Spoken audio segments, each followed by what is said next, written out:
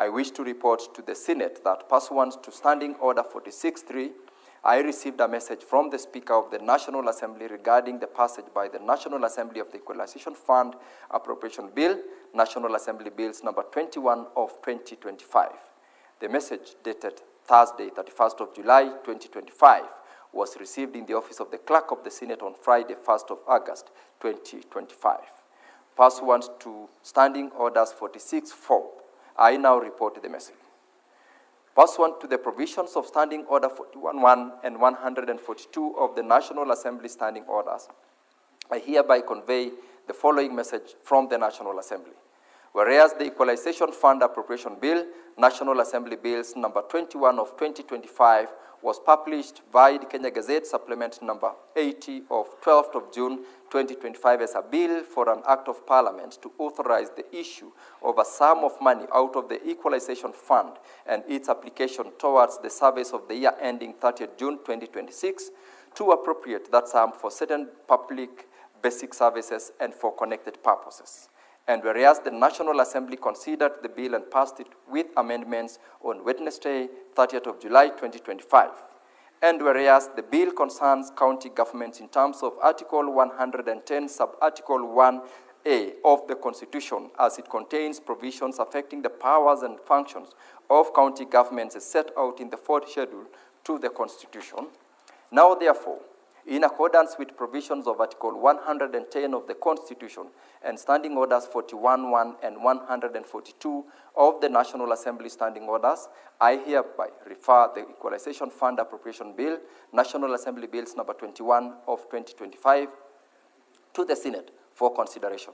Honorable Senators, as you are aware, on Tuesday, 22nd of July, 2025, the Senate passed the Equalization Fund Appropriation Bill, Senate Bills number 7 of 2025, the bill which seeks to authorize the withdrawal of funds from the Equalization Fund and their application towards the provision of public basic services for the financial year ending 30th of June 2026 and for connected purposes, was subsequently transmitted to the National Assembly on Wednesday, 30th of July 2025. In view of the similarities in the provisions of the two bills, I hereby refer the bill to the Standing Committee on Finance and Budget to advise the House on the appropriate way forward. The House is accordingly guided. I thank you. Order, honorable members, I still have a further message to communicate from the National Assembly. This is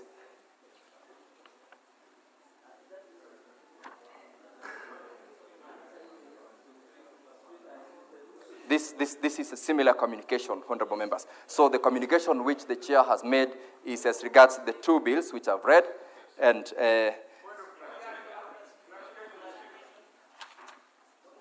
order, honorable members. I have several interventions here. I will start with, I have got Senator Cherargei and Senator Mohamed Faki.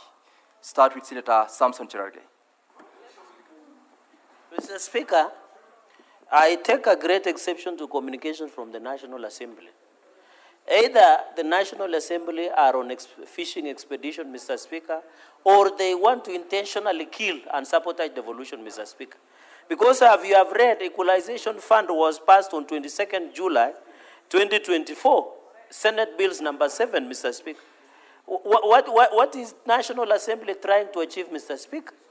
Our counties are being starved of resources which has been given power under Article 204 on the issue of Equalization Fund, Mr. Speaker. So is it in good faith, Mr. Speaker? And you remember when we moved to court, and I know Senator Wambua, Senator Okongo Mugeni are aware of this, when the National Assembly passed 22 bills without the concurrence of the Senate, Mr. Speaker, it was ruled that there must be concurrences from the both houses. When we passed this bill, Equalization Fund, on 22nd July, it was transmitted to the Speaker of the National Assembly, which was supposed to give concurrence on what we have passed, Mr. Speaker. This is wastage of public funds because it is duplicity. Why are we doing a bill, take it to the National Assembly, then the National Assembly does their bill, then bring it to the Senate, Mr. Speaker? And mark you, Mr. Speaker, most of the Senate bills, they have formed a graveyard in National Assembly because of being told only money bill, Mr. Speaker. We cannot allow this Mr. Speaker, even if it means us to seek another chance in another forum, let this bill not be even communicated. Mr. Speaker, I was disappointed by that the SBC and yourself should have not even allowed this communication to come to the floor. Because, Mr. Speaker, what are we telling the country? This, and I told you, and as I cede ground to other colleagues, the people who want to kill devolution are not Kenyans, are not us. It is the National Assembly. Because they know the more they procrastinate on this matter of equalization funds, it will kill our counties. Mr. Speaker, let this communication be returned with the same letter, the same sender, the same office, the same person to the National Assembly. I submit, Mr. Speaker. Senator Mohamed Faki. Asante Mheshimiwa Spika pia kunipa fursa kutoa kauli yangu juu ya mswada wa hazina ya usawa. Mheshimiwa Spika, mswada huu unaweza kuanzishwa katika nyumba yoyote ya bunge la Senate ama bunge la kitaifa. Lakini Mheshimiwa Spika, ni kwamba wakati na ikapitishwa hapa, ni makosa kwa bunge la kitaifa kuchapisha na kujadili mswada ule ule ambao tayari umepitishwa na bunge la Senate.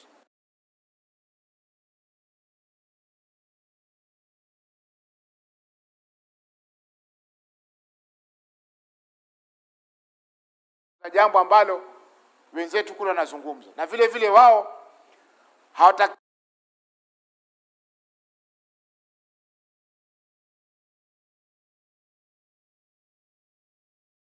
Na hii zaidi itakuwa ni upande wa bunge la kitaifa, kwa sababu tumeona kwamba yale ambayo bunge letu linafanya kupitia kwa ofisi ya karani mkuu, wanahakikisha kwamba chochote ambacho kinafanyika katika bunge hili kinafuata sheria.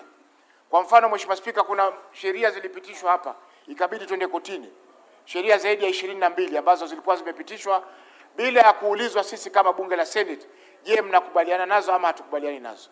Kwa hiyo Mheshimiwa Spika, mwenendo huu tulitarajia kwamba utakwisha, kwa sababu Spika wa bunge la kitaifa alikuwa ni seneta na alikuwa pia ni kiongozi wa wachache katika bunge hili. Lakini masikitisho Mheshimiwa Spika kwamba mambo haya bado yanaendelea. Kila siku tunapata sheria zinachapishwa, zinajadiliwa katika bunge la kitaifa ambalo zinahusu masuala ya ugatuzi, lakini sheria zile haziletwi hapa wala haziletwi kwa spika wetu kuweza kukubali ama kutokubali ziendelee kuchapishwa. Kwa hiyo Mheshimiwa Spika, lazima swala hili, uongozi wa mabunge mawili, na tunapozungumzia viongozi Mheshimiwa Spika, ni spika, kiongozi wa wengi na kiongozi wa wachache, lazima wakae na wenzao wa bunge lile ili tusionekane kicheko sasa. Kwa sababu hatuwezi sisi tunazungumza hapa na wale wanazungumza, inakuwa ni kwa bunge linachekesha Mheshimiwa Spika. Asante kwa kunipa fursa hii. I'll allow 2 more members to Senator Boni Halwale. I can't see you. I cannot see you. Senator Murango James Kamau.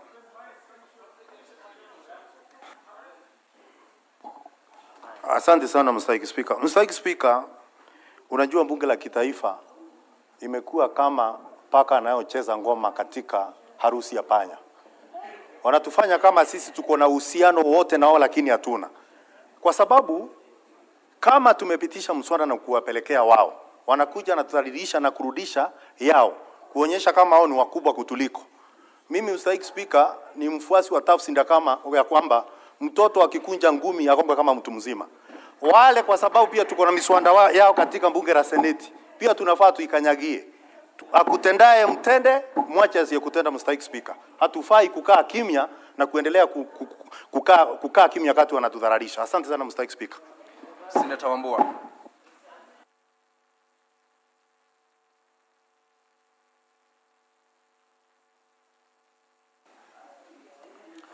Thank you, Mr. Speaker. Mr. Speaker, I want to fully associate myself with the sentiments of my colleagues on this matter of the Equalization Fund Appropriation Bill passed by the National Assembly.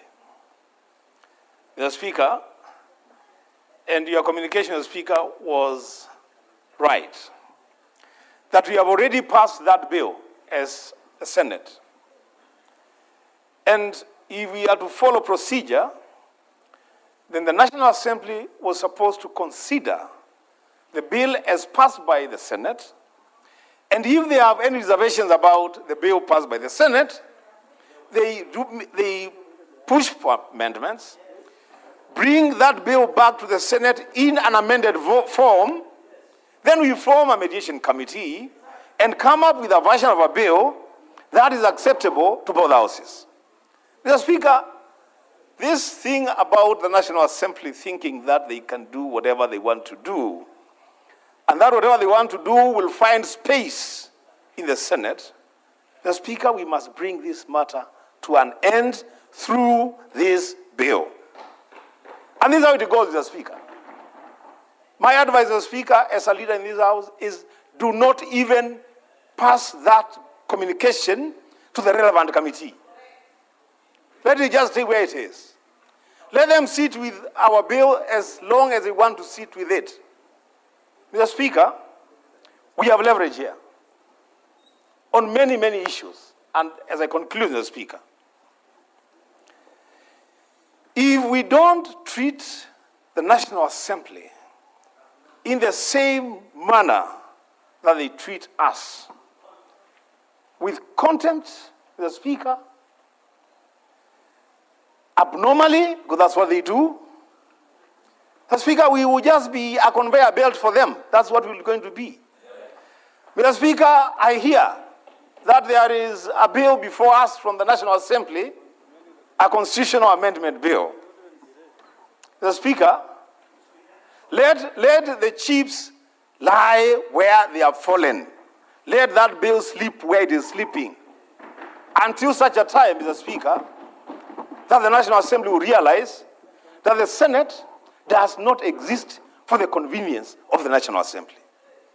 Mr. Speaker, as I conclude, this matter of the Equalization Fund, the procedure is very well enumerated in the Constitution and enabling legislations.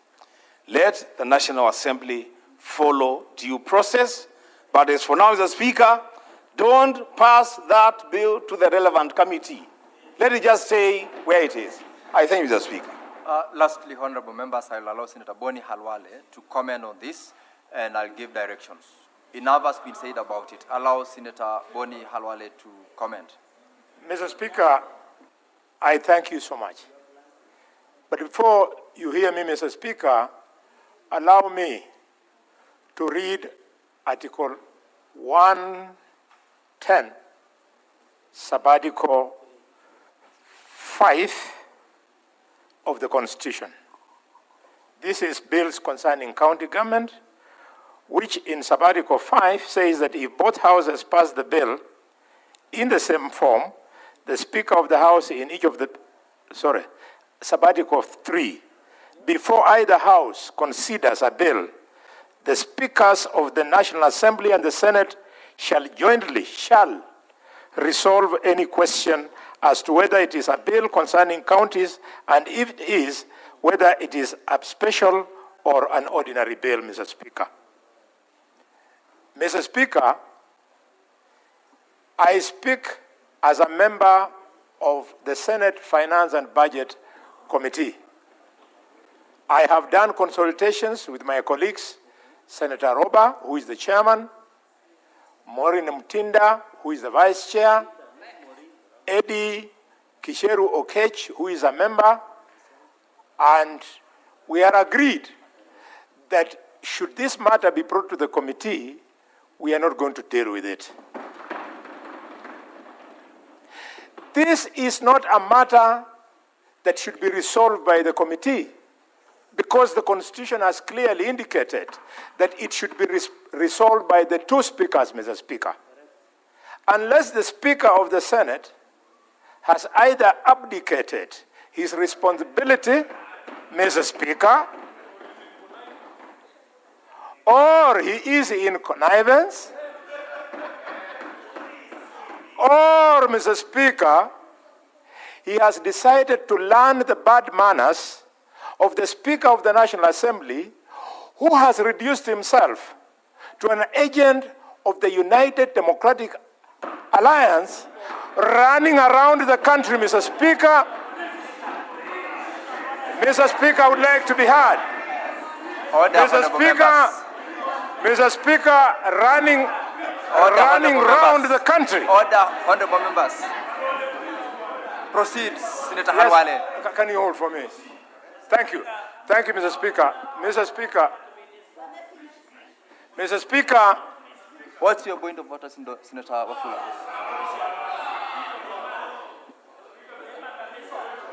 Honorable Speaker, under standing order. Order, members. Allow Senator Wafula to be heard in silence. Senator Wafula, what is your point of order? Under standing order 105. Amenipea. Give Senator Wafula the microphone, clerk. Mheshimiwa Senator Wafula, Speaker. proceed to the dispatch. Hata hapo ni sawa.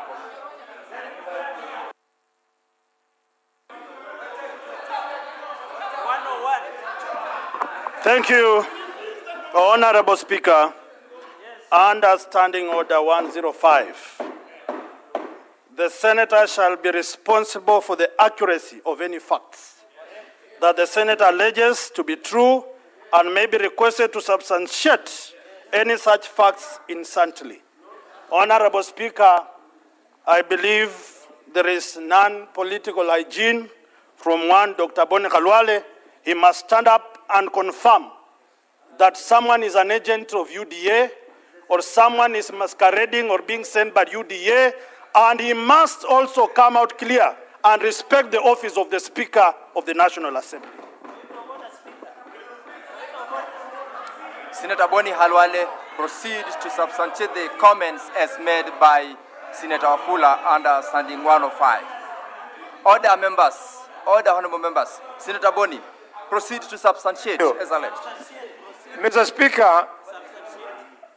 Speaker, with utmost respect to the Senator of Bungoma, who is rising on a valid point of order, could he kindly, using the same standing orders, allow me to make my point?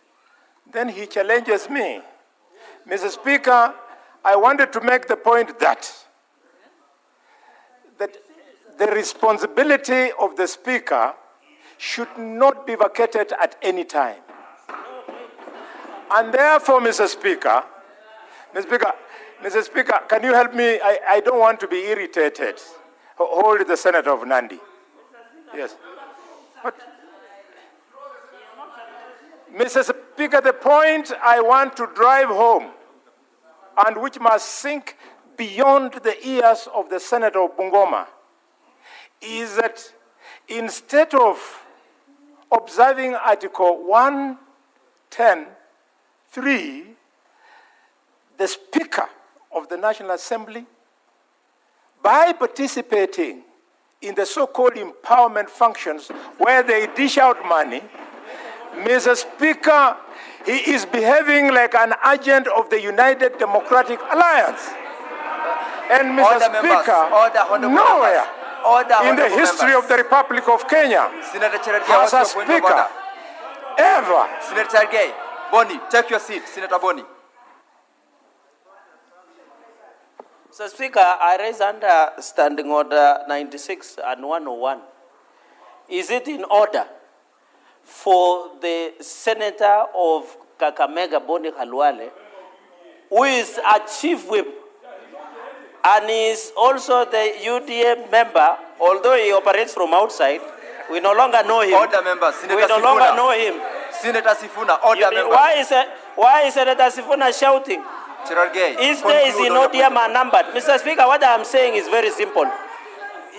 Mr. Speaker, understanding Order 101, if Senator Boni Khalwale wants to discuss substantively the Speaker of National Assembly, which we are ready to discuss to, he should bring a substantive motion. Is it in order, Mr. Speaker, to cast aspersion to the Speaker of the National Assembly?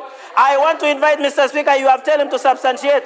Can you invoke Standing Order 121, rule him out of cross-leading order and throw him out, Mr. Speaker? You have made your point, Mr. Speaker, he should be thrown out. You've made your This is point, not Senator Malinya, Boni. my friend.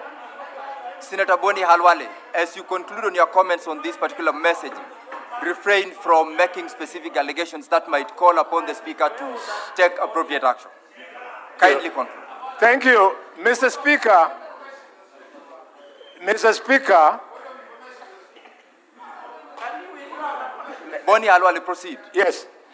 Mr. Speaker, Senator Wambua, order, please. the It is loud, the chair to allow you whether to speak or not. Senator Boni Halwale, proceed. the loud consultations that we are hearing, Mr. Speaker, are the right thing. It confirms that this is a house of debate, and on debate, people are not supposed to agree on everything. And therefore, I want to thank you for allowing me to conclude this point. Order, members. Order, members. Order, honorable members. Mr. Senator Boni- Speaker, Order, honorable members. Order, honorable members. Senator Boni Halwale, as Yes. you conclude, Yes. proceed to substantiate the allegation about the agency on the office of the Speaker of the National Assembly. Order, members. Order. Order, members. Senator Kinyua, order. Boni Halwale, conclude as you substantiate on that aspect Yes. the chair has directed you to do. Mr. Speaker, because of Senator Cherargei, order, please.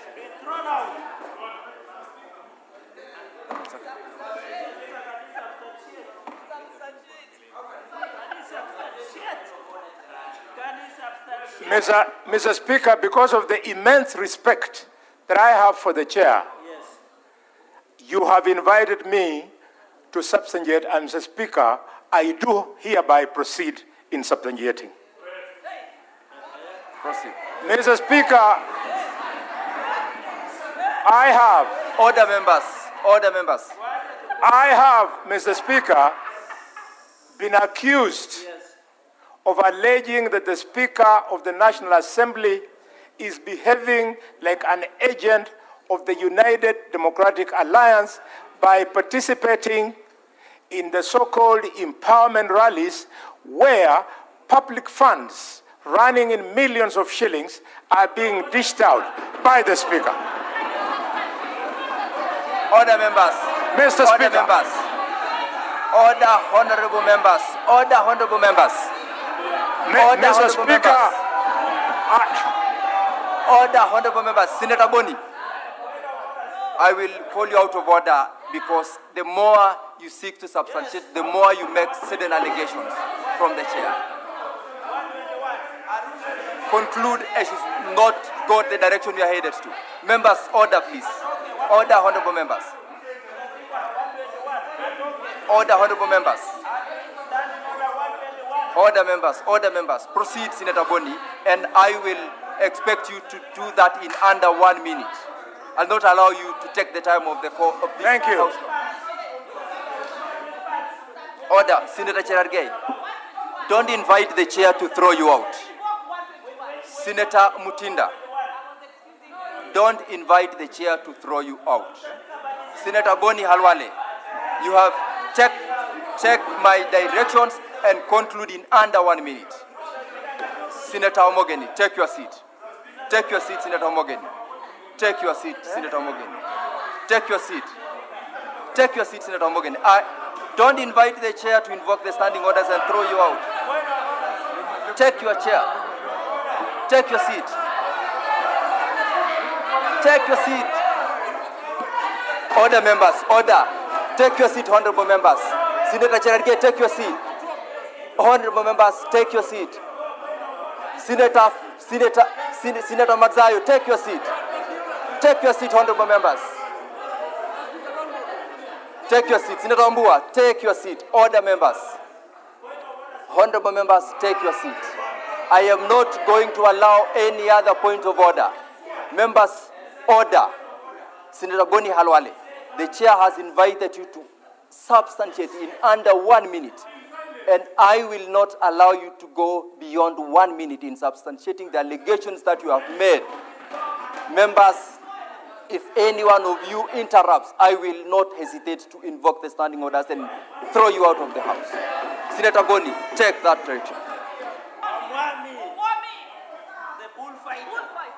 Mr. Speaker, if what I have adduced verbally is not sufficient, Mr. Speaker, allow me to then, tomorrow, bring video recordings of these people, these public leaders, spending millions of public funds in empowerment missions Senator Boni, that we do not understand. Senator Boni Halwale, take your seat. They have been Senator Boni everywhere. Halwale, take your seat. Take your seat. Members, honorable members. Now, the chair hereby directs Senator Boni Halwale tomorrow to substantiate in form of whatever document or video recording before the House the allegations you have made. And that is the direction of the chair. Now, honorable senators, with that, honorable senators, order, honorable senators. I had directed that, pursuant to the communication I made, the last person I allowed to speak to this messaging was Senator Boni Halwale.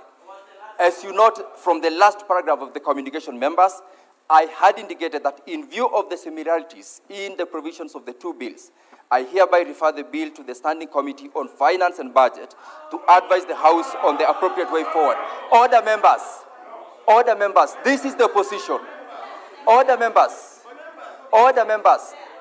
the communication that comes from the National Assembly has got nothing to do with what this House is to deal with in that particular communication. This communication is conveyed from the office of the clerk for the House to decide. And that is why the chair has directed that this is committed to the committee for that communication to come. And to that, members, we close on this particular messaging, and I call the clerk to call the next order. Proceed. Order number 4, petitions. Order number 5, papers.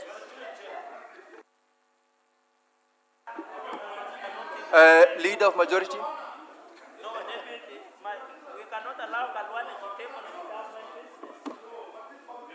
Mr. Speaker. So, tabling. See, order is required. Senator Sifuna, allow the leader of majority to table the document. Mr. Speaker, sir, I beg to lay the following paper on the table of the Senate today, the 5th of August, 2025. Report of the Ministry of Health on the cell, tissue, and organ transplant services in Kenya. Next order.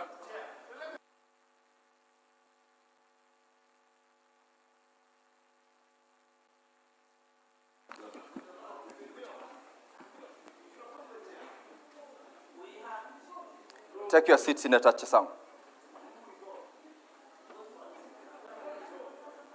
Now, following the paper that has just been tabled by Senator Lelengwe, I have the following report from the Ministry of Health on the cell, tissue, and organ transplant services in Kenya. Honorable Senators, as you will note, the Senate Majority Leader has laid on the table of the Senate this afternoon a report from the Ministry of Health on the cell, tissue, and organ transplant services in Kenya.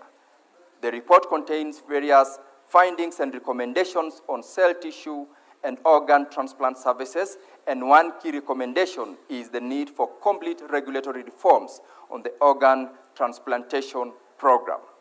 Consequently, and upon the tabling of this document in the Senate, I hereby direct that the report be committed to the Standing Committee on Health for consideration. The committee will be required to consider the report and table a report containing its recommendations. Honorable Senators, that is the communication as regards that paper tabled, and I thank you. Clerk, call the next order. Order number 6, notices of motion.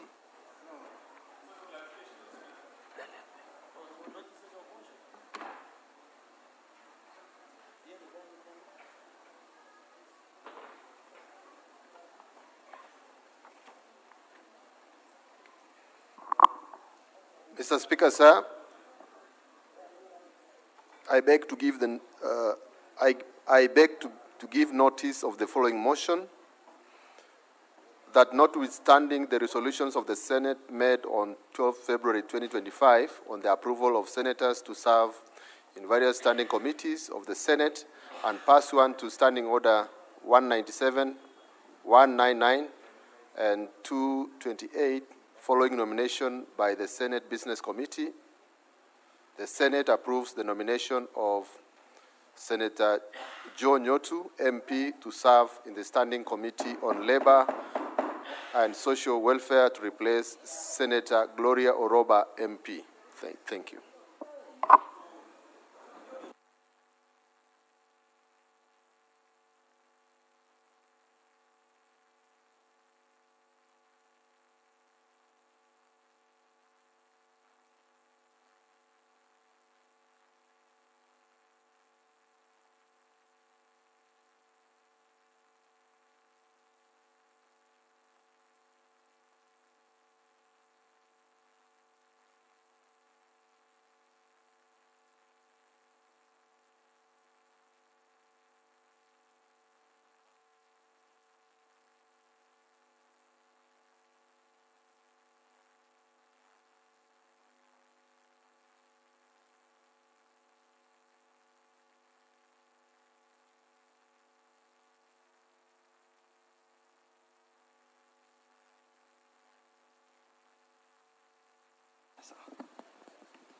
Honorable members, before we call out the next order, I have communication from the chair. This is on visiting delegation from the Bunge Mashinani School of Governance. Honorable senators, I would like to acknowledge the presence in the speaker's gallery this afternoon of visiting delegation of 8 staff and 17 students from the Bunge Mashinani School of Governance. The delegation is undertaking a study visit in Parliament. Honorable members, in our usual tradition of receiving and welcoming visitors to Parliament, I extend a warm welcome to the delegation, and on behalf of the Senate and on my own behalf, wish them a fruitful visit. I thank you. I will allow under 1 minute Senator Tabitha to welcome the team on behalf of the Leader of Majority.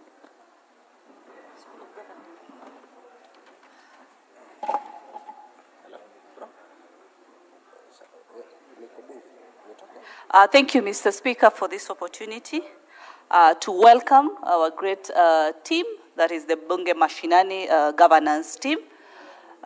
Feel welcome. This is called the upper house. The deliberations that you've seen, the discussions that you've seen, we disagree to agree. As representatives of the people, at the end of the day, we are representing them, and we tend to have different views, but all geared towards better governance. I wish you the best and welcome you, and anybody can also be in this particular house. Thank you so much, Mr. Speaker. Clerk, call the next order.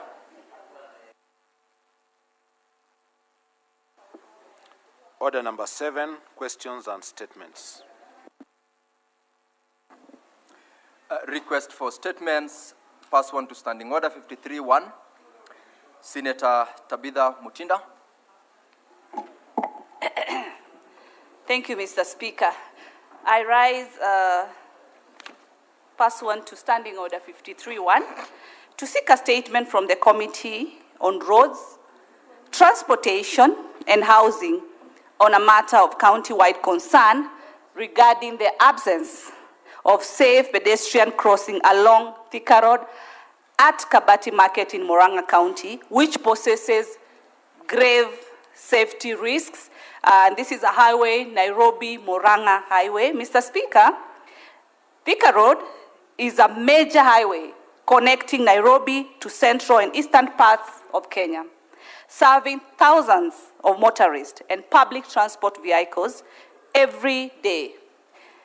Kabati Market, located along the busy highway, Mr. Speaker, is a significant commercial hub, serving local residents, traders, farmers, and commuters from across Murang'a County and the neighboring counties, including Nairobi. Due to the high human and vehicle traffic in the area, the lack of proper pedestrian crossing infrastructure has contributed to multiple accidents and continues to endanger the lives and particularly of school children, traders, and the elderly. In the statement, the committee should address the following, Mr. Speaker. Mr. Speaker, if Senator Cherargei and Senator Boni will give me silence. Thank you. The committee should address the following. 1, the nature and the number of accidents involving pedestrians that has occurred along Thika Road at Kabati Market in Murang'a County since 2023. Number 2, the reasons for the failure by the government to erect speed bumps or construct a footbridge over the Thika Road at Kabati Market despite the multiple accidents. Measures being taken by the Ministry of Roads and Transport to address this situation, including details on any planned interventions and their expected timelines. Thank you, Mr. Speaker. Honorable members, I will defer to the next sitting the second statement from that particular list. Call upon Senator Jones Maruma.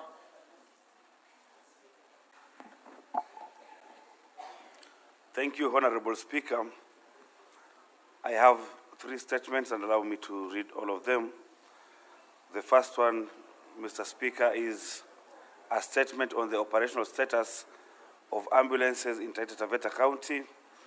Mr. Speaker, I rise pursuant to Standing Order 53-1 to seek a statement from the Standing Committee on Health on a matter of county-wide concern regarding the condition and operational status of ambulance services in Taita Taveta.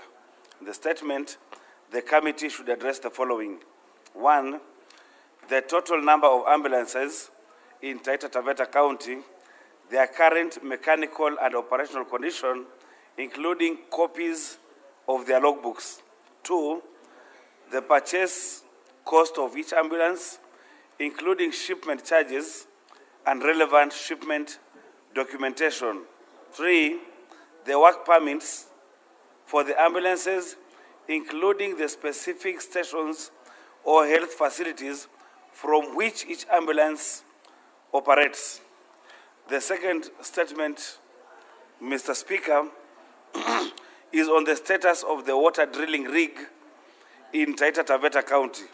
Mr. Speaker, sir, I rise pursuant to Standing Order 53-1 to seek a statement from the Standing Committee on Land, Environment and Natural Resources on a matter of county-wide concern regarding the status of our water drilling rig, a property of the county government of Taita Taveta. In the statement, the committee should address the following. 1, the total cost of the drilling rig, including the purchase price of the rig, shipment charges, relevant shipment documents, and any additional costs incurred in the acquisition and transportation process. 2, the rig's logbook, including records of any previous changes in ownership. 3, details of the supplier, including their name, contact information, and any contractual agreements entered into with the county government. 4, number of boreholes drilled using the rig since its acquisition, accompanied by the corresponding hydrological reports, number and credentials of the surveyor or surveying company involved, relevant work permits, and the operational status of each borehole. Lastly, Mr. Speaker, is a statement on the land ownership dispute in Maungu sublocation, Voi sub-county, Taita Taveta County.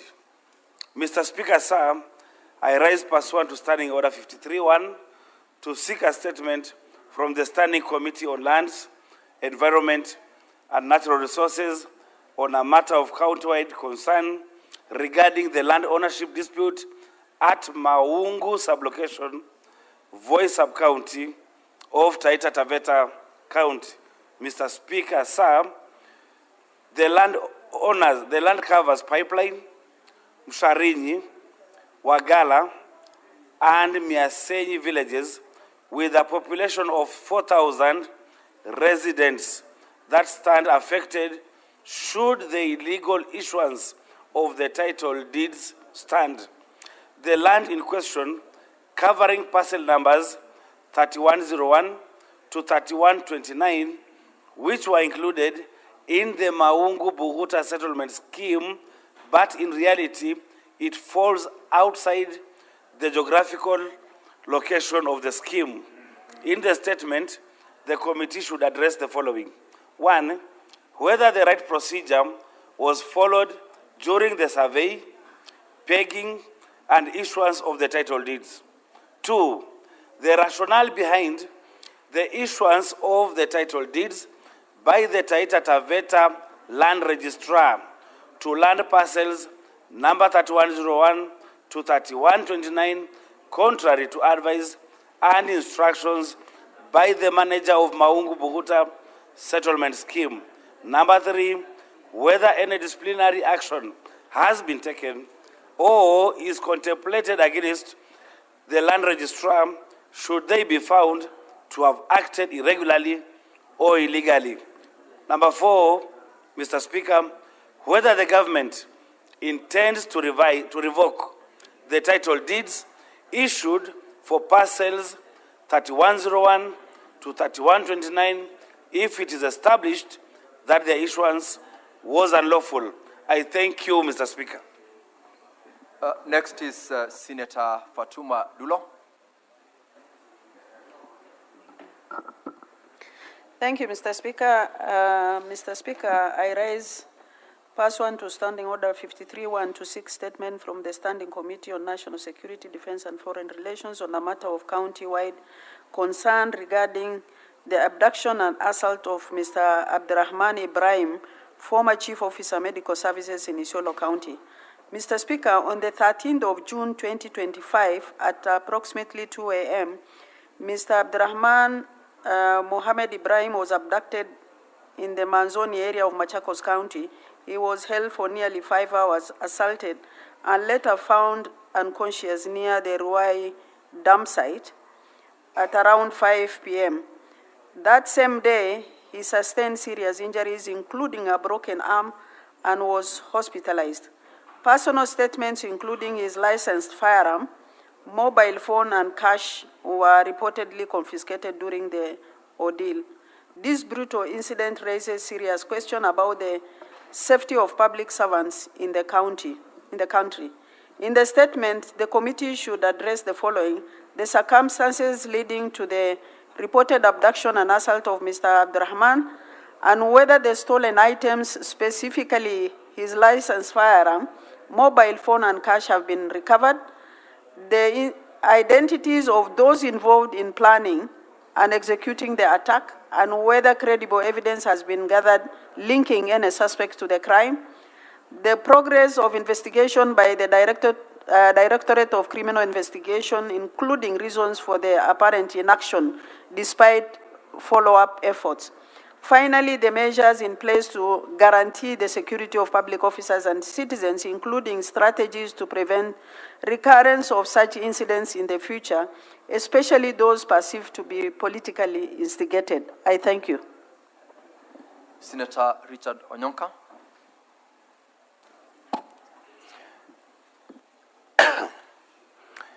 I rise pursuant to Standing Order 53-1 to seek a statement from the Standing Committee on Education on a matter of national concerning regarding irregularities in the payroll system of the Teacher Service Commission.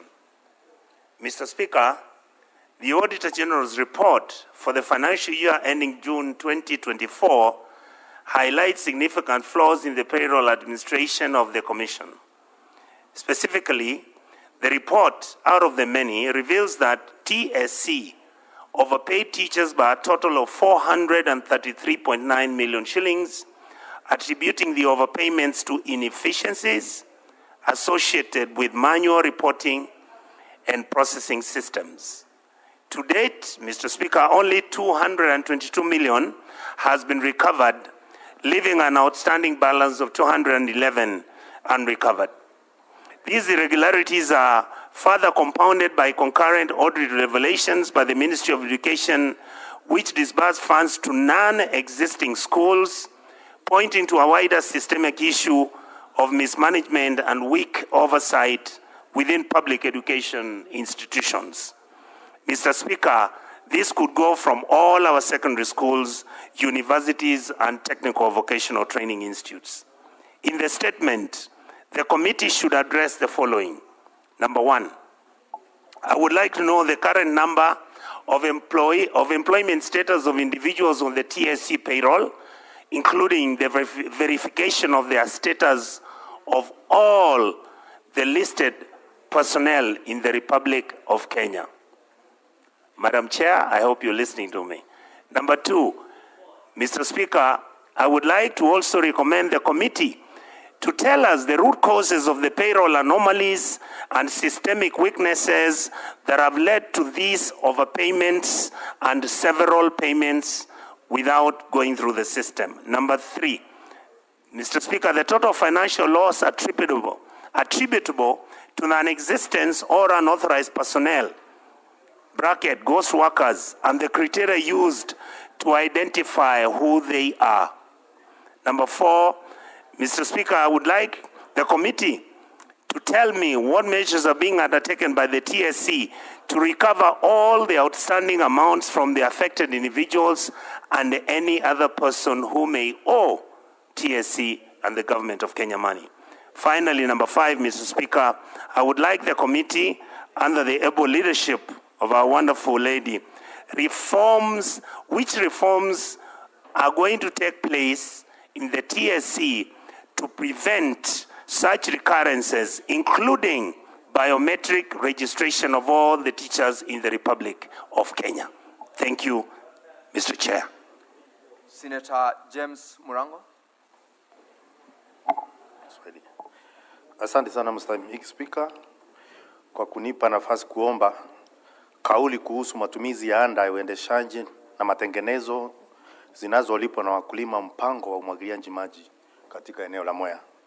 Mstahiki Spika, nasimama kwa mujibu wa kanuni ya kudumu ya 53(1) za Seneti kuomba kauli kutoka kwa kamati ya kilimo, mifugo na uvuvi kuhusu usimamizi na matumizi ya fedha za uendeshaji na matengenezo zinazolipwa kila mwaka na wakulima wa Mwea. Mstahiki Spika, wakulima mpango wa umwagiliaji wa Mwea hulipa takriban shilingi 7,000 kila mwaka kama anda uendeshaji na matengenezo. Fedha hizi hulipwa kupitia mfumo wa e-Citizen wa serikali na zinalenga kugharamia ukarabati wa matengenezo na miundombinu ya mashambani, hasa barabara za ndani na mashamba. Mstahiki Spika, licha ya kulipa anda hizi kila mwaka kwa uaminifu, barabara nyingi mashambani ziko katika hali bovu na hazipitiki, hasa wakati wa mvua. Hali hii inawavunja moyo wakulima na inazuia maendeleo ya shughuli za kilimo, usafirishaji wa mazao. If you must consult in low tone so that the Senate can be heard in silence. Senator Miraj, keep silence in the House. Proceed, Senator Murango, to conclude on your statement. Mstahiki Spika, licha ya kulipa anda hizi kila mwaka kwa uaminifu, barabara nyingi mashambani ziko katika hali bovu na hazipitiki, hasa wakati wa mvua. Hali hii inawavunja moyo wakulima na inazuia maendeleo ya shughuli za kilimo, usafirishaji wa mazao na upatikanaji wa masoko. Aidha, ripoti ya mdhibiti na mkaguzi mkuu wa hesabu za serikali imeonyesha kuwa zaidi ya shilingi milioni 54.8 zilizokusanywa na hazina taifa hazina maelezo ya matumizi, jambo linalozua wasiwasi kuwa huenda fedha zilizochangishwa kutoka kwa wakulima wa Mwea ni miongoni mwa pesa hizo zisizojulikana zilipo. Katika kauli hiyo, kamati inapaswa kujibu maswali yafuatayo. Moja, kiasi kamili cha fedha kilizokusanywa kutoka kwa wakulima wa Mwea kama anda ya ONM katika kipindi cha miaka 5 iliyopita na mahali ambapo fedha hizo zimehifadhiwa. Mbili, miradi ambayo imetekelezwa au kuboreshwa kwa kutumia fedha hizo katika kipindi hicho. Tatu, sababu za kuendelea kushuhudiwa kwa hali duni ya barabara za mashambani licha ya malipo haya kufanywa kila mwaka. Ine, iwapo kuna ukaguzi wa hesabu, Mstahiki Spika, nadhani mazungumzo inaendelea na Senator Kenywa ina Senator Kisang, Senator Nyutu and Senator Mbugua. Order Senator Mbugua, Senator Nyutu. Order allow Senator Murango to conclude his statement. Ine, iwapo kuna ukaguzi wa matumizi ya fedha hizo ambayo imefanyika na matokeo ukaguzi huo. Na mwisho, iwapo kuna ushahidi wowote unaoonyesha kuwa fedha hizo ni sehemu ya shilingi bilioni 44.8 ambazo hazina rekodi ya matumizi kulingana na ripoti ya mdhibiti na mkaguzi mkuu wa hesabu za serikali. Asante sana Mr. Speaker. Senator Okia Omtata.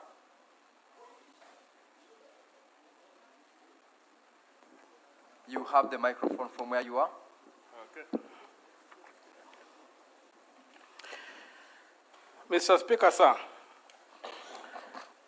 I rise to request for a statement on the deplorable state of healthcare services in Busia County. Mr. Speaker, sir, I rise pursuant to Standing Order 53(1) to seek a statement from the Standing Committee on Health on a matter of county-wide concern regarding the deplorable state of healthcare facilities and services in Busia County. Mr. Speaker, sir, the healthcare system in Busia County is in critical disrepair, marked by inadequate infrastructure, insufficient medical equipment, and a severe shortage of trained personnel. This situation is further exacerbated by non-functional ambulances, poor sanitation, and a chronic lack of essential medical supplies. Sub-county hospitals are missing key services such as radiology, cesarean sections, and specialist care, while existing infrastructure remains underutilized due to staffing and technical challenges. Mr. Speaker, sir, despite investments in digital systems, outdated manual record keeping continues to hinder services delivery. Additionally, poor waste disposal practices, underfunding of drug procurement, delayed salaries, and deteriorating working conditions have resulted in staff shortages and abandoned facilities. Consequently, there is a concerning trend of patients seeking care outside the county.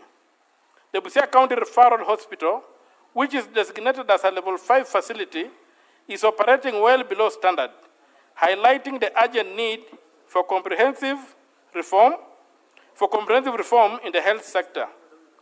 In the statement, the committee should address the following.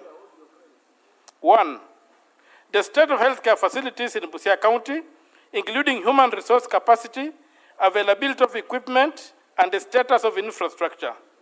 2, the reasons for underutilization and abandonment of fully constructed medical facilities.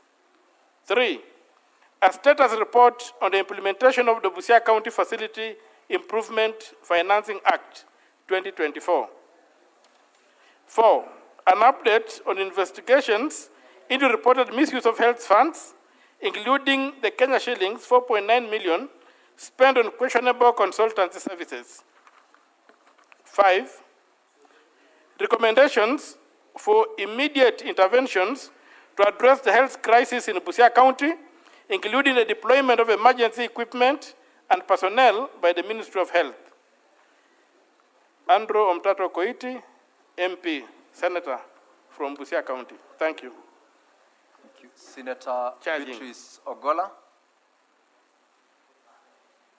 That statement is dropped. Senator Lelengwe.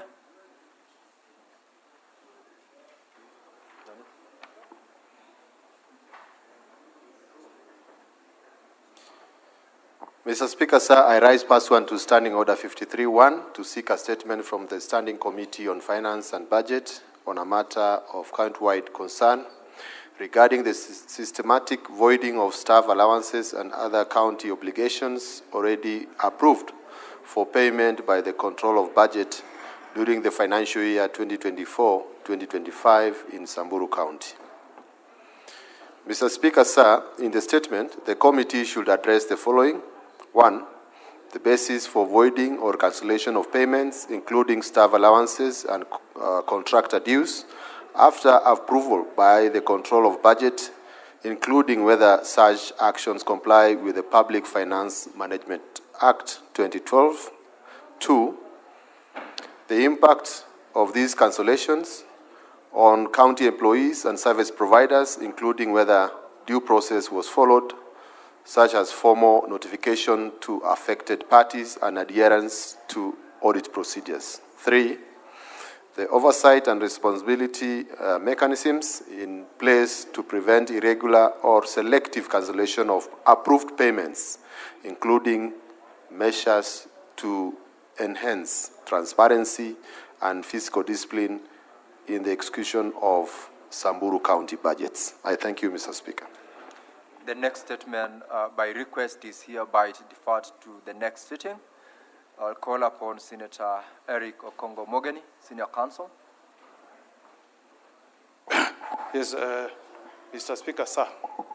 I rise pursuant to Standing Order 53-1 to seek a statement from the Standing Committee on Land, Environment and Natural Resources on a matter of county-wide concern regarding access to piped water in Nyamira County.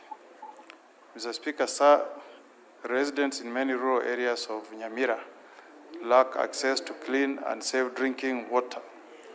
As a result, they are forced to rely on unreliable sources such as rainwater or worse still, contaminated water from nearby rivers and streams.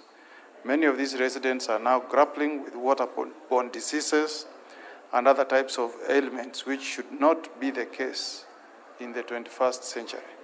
In the statement, Mr. Speaker, sir, the committee should address the following. 1, provide to the Senate data on the number of households per ward that have applied and had connection of piped and tapped water from the county government of Nyamira from the year 2023 to date.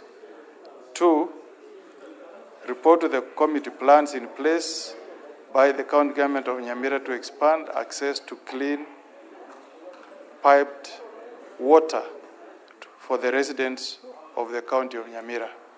I thank you, Mr. Speaker. Next is Senator Mohamed Faki. Thank you, Mr. Speaker, sir. I rise pursuant to Standing Order number 53-1 to seek a statement from the Standing Committee on National Cohesion, Equal Opportunity and Regional Integration on a matter of countrywide concern regarding the recognition of the Wangazija community in Mombasa. Mr. Speaker, sir, the Wangazija community are a Swahili-speaking community residing predominantly... Senator Faki, just take your seat. Senator Tabita Keroche, while you are away, certain directives were given, and you are out of order. I'm giving you the first warning because of what you've just been doing. Take note. Proceed. Thank you, Mr. Speaker. Mr. Speaker, sir, the Wangazija community are a Swahili-speaking community residing predominantly along the Kenyan coast, particularly in Mombasa. Despite their long-standing historical presence and invaluable contributions to the coastal cultural landscape and Islamic heritage of our nation, they remain unrecognized as a distinct ethnic group by the state. This continued lack of formal recognition has had far-reaching consequences. The Wangazija community has been systematically excluded from access to critical government services, representation in public institutions, and inclusion in affirmative action programs that are designed to uplift marginalized and minority groups. This exclusion is not only unfair, but also goes against the Constitution, which requires all Kenyan communities to be included and treated fairly in national development and planning. In the statement, the committee should address the following. The measures being undertaken, including engagement with relevant state agencies to document, facilitate, and ensure the formal legal recognitions of the Wangazija community as a distinct ethnic minority within the Republic of Kenya. The inclusion, number 2, the inclusion of the Angazija community in future national census, public appointments, and affirmative action frameworks targeting minority and marginalized community. Thank you, Mr. Speaker, sir. Lastly, Senator Sifuna Edwin.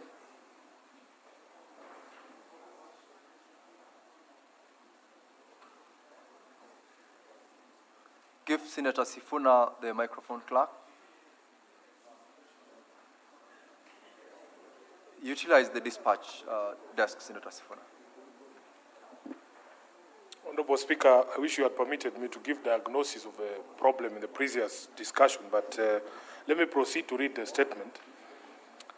Speaker, I rise pursuant to Standing Order 53-1 to seek a statement from the Standing Committee on Health on a matter of national concern regarding the state of mental health institutions in the country. Mr. Speaker, sir, mental health facilities remain one of the most neglected areas within the country's health sector. Gaps in policy and resourcing have rendered these institutions the weakest link in the ongoing health sector reforms. Consequently, vulnerable patients admitted to these institutions are exposed to poor treatment, security breaches, and unregulated institutional practices, resulting in unmet health needs. In addition, the Ministry of Health's weak regulatory oversight may have contributed to the serious lapse that led to the tragic murder of a patient in a private mental health facility on the 15th of July 2025. Therefore, Mr. Speaker, in the statement, the committee should address the following.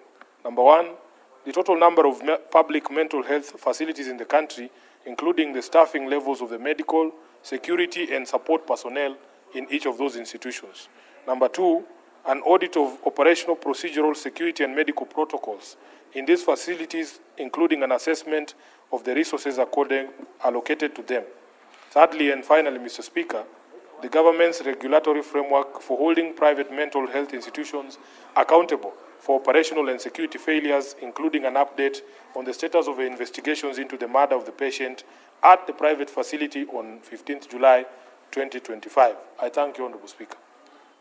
Now, Honorable Members, pursuant to Standing Order 53-3, I will allow a maximum of 15 minutes for those members who would like to have comments on the statements which have just been read out to comment. I have from my request sheet Senator Samson Cherargei. Mr. Speaker, let me just comment on one or two statements. One is on the issue of ambulances in Taita Taveta and the state of health in Busia by the presidential candidate, Senator Okiya Omtata. Mr. Speaker, this issue of status of health, Mr. Speaker, I want to appeal, because if the chairperson of health and the committee of health would move the working reports on the status of health in counties that they have visited, it will allow us to make progress. Because in those reports, Mr. Speaker, we will be, can you believe in Nandi County, Mr. Speaker, before you use an ambulance, whether your wife wants to give birth, I don't mean your wife literally, but somebody's wife or a resident of Nandi or any other person, Mr. Speaker, you have to pay 1,000 shillings for fuel, Mr. Speaker, to use the ambulance that should be fueled by the counties. This is a similar situation in Taita Taveta, Mr. Speaker.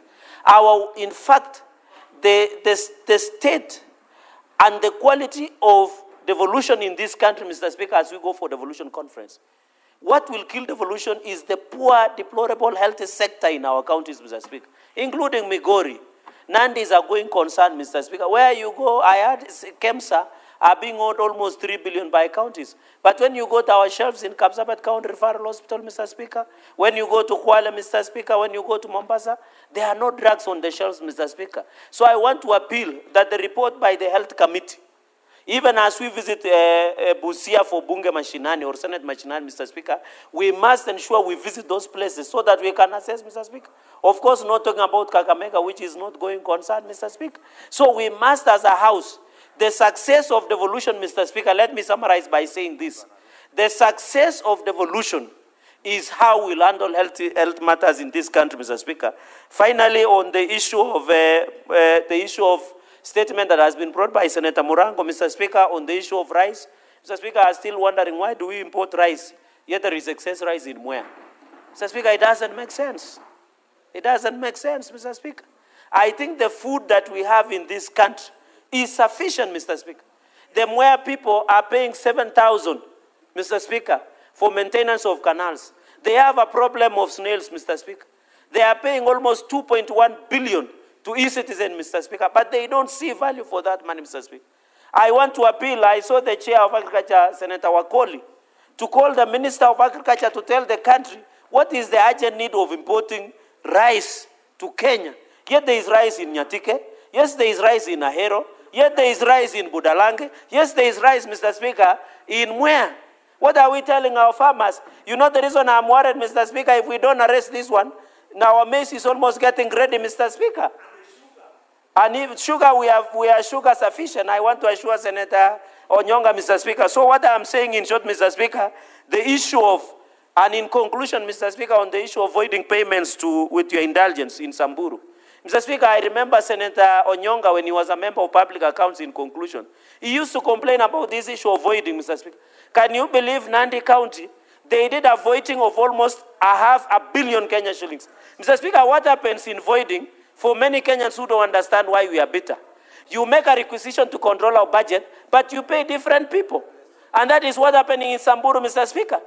The governor is paying friendly companies as opposed to the people who are genuine, Mr. Speaker. All counties, including Bomet, Mr. Speaker. Even I was told in Nairobi, I am shocked, and the senator of Nairobi should listen to this.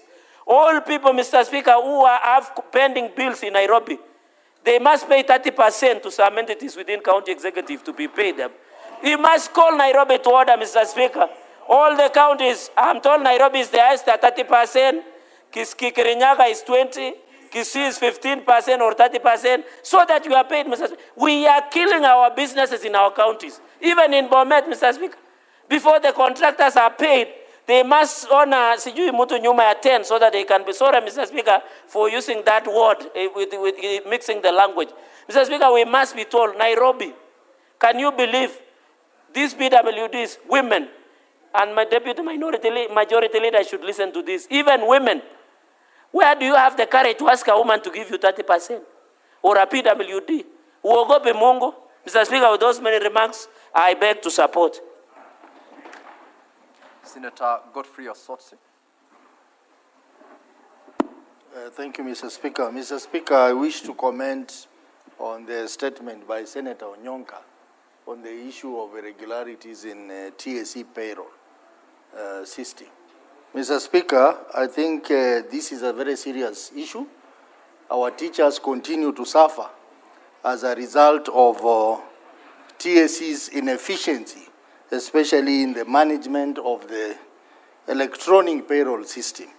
Mr. Speaker, even as we talk about that, there are many other systems in government which have problems, including even the one for managing schools, NEMIS, including even e-citizen and others, which have serious technical issues, serious security issues, and yet, Mr. Speaker, the Computer Misuse and Cybercrime Act is very clear that such systems, which are supposed to be handling large volumes of our population, and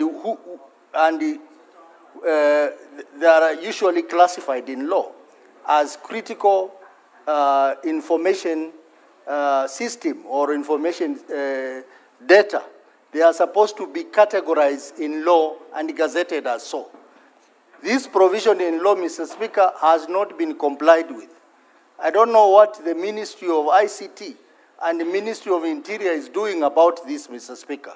Because even as we advance in technology, even as we upload and board many systems to manage our operation, we need to ensure that such systems are categorized and gazetted as such, because they have huge impact on our population, on our economy if they go down.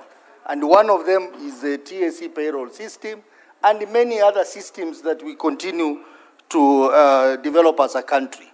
I hope the Minister for the CS for ICT is listening to me. Mr. Speaker, I keep on talking ICT matters in this House. because I'm an expert in this area. But I am saddened that the people who run ICT matters in this country are clueless people. They do not understand this technology, Mr. Speaker. Starting from CA, the Ministry of ICT, ICT Authority, and everyone else who is involved, including the CS himself, the PS, they do not understand technology, Mr. Speaker.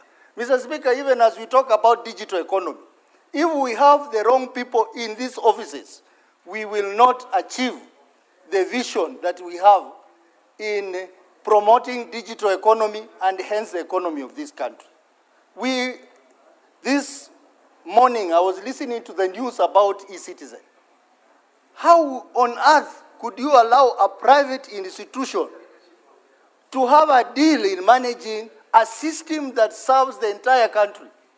A system that is actually the backbone of our e-government in this country, Mr. Speaker. Mr. Speaker, I think we are not serious as a country. The other day I saw the Ministry of Education now has changed from NEMIS to KEMIS. It was just a simple name change. There was nothing major, Mr. Speaker. And billions of money has been spent. Even in system, Mr. Speaker, we have talked about this for ages. It is still has a lot of flaws and nothing seems to be working in terms of application of technology in government. In fact, the last serious attempt to ensure we have proper e-governance platform was during President Kibaki's time. The e-government processes in government have died, Mr. Speaker. So when we sit here and we are told, even in TSE, there is a problem. Ministry of Education, there is a problem. Treasury, there is a problem. Health share management system, there is a problem. We are better off if we do not want to apply technology. We go manual, Mr. Speaker. Instead of wasting money, wasting taxpayers' money to pretend to be doing technology when we are doing nothing, Mr. Speaker. Mr. Speaker, I support. Senator Mungatana. Thank you, Mr. Speaker. Mr. Speaker, I want to make a brief intervention on the statement on the charges of irrigation waters brought to this House by Senator Murango. Mr. Speaker, I wanted to request the Committee of Agriculture, when they are looking at the issues around the water charges in Mwea, that they will also consider what is happening in Bura irrigation scheme in Tana River County.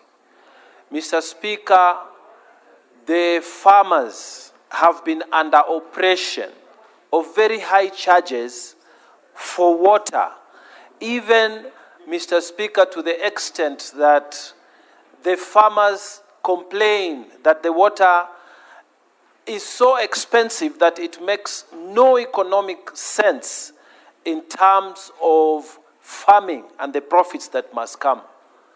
Mr. Speaker, the President paid a visit to Bura irrigation scheme, and he gave a directive that the water charges be reduced. Mr. Speaker, to date, that directive has not been effected. And the National Irrigation Authority has given no reason why they cannot effect that directive. Mr. Speaker, initially, the justification was that water for irrigation was being pumped using diesel machine. But then now, Mr. Speaker, the President has inaugurated a system of gravity. Billions of shillings have been spent. Water now is flowing without the use of diesel-powered machines. But the water charges have remained high. Mr. Speaker, as the Committee of Agriculture looks at what is happening in Mwea in terms of water charges, I would invite them to also call the National Irrigation Authority. They tell us what is happening in Bura. They explain why they are defying a presidential directive, they should explain also to the people of Kenya and to the committee why, even after the irrigation system has now gone to gravity and there is no pumping of water, why they are still charging high charges and why they are oppressing the farmers. Mr. Speaker, I support that statement. Thank you. Senator Edwin Sifuna. Speaker, you know you gave directive on the other matter, but I just wanted to give some diagnosis of the problem as I see it between this house and the lower house. I think the problem is that the leadership of these two houses don't actually talk, not just at the Speaker's level, but even for us. So it is very difficult for members of the National Assembly to know exactly where the Senate is coming from when we raise some of these concerns.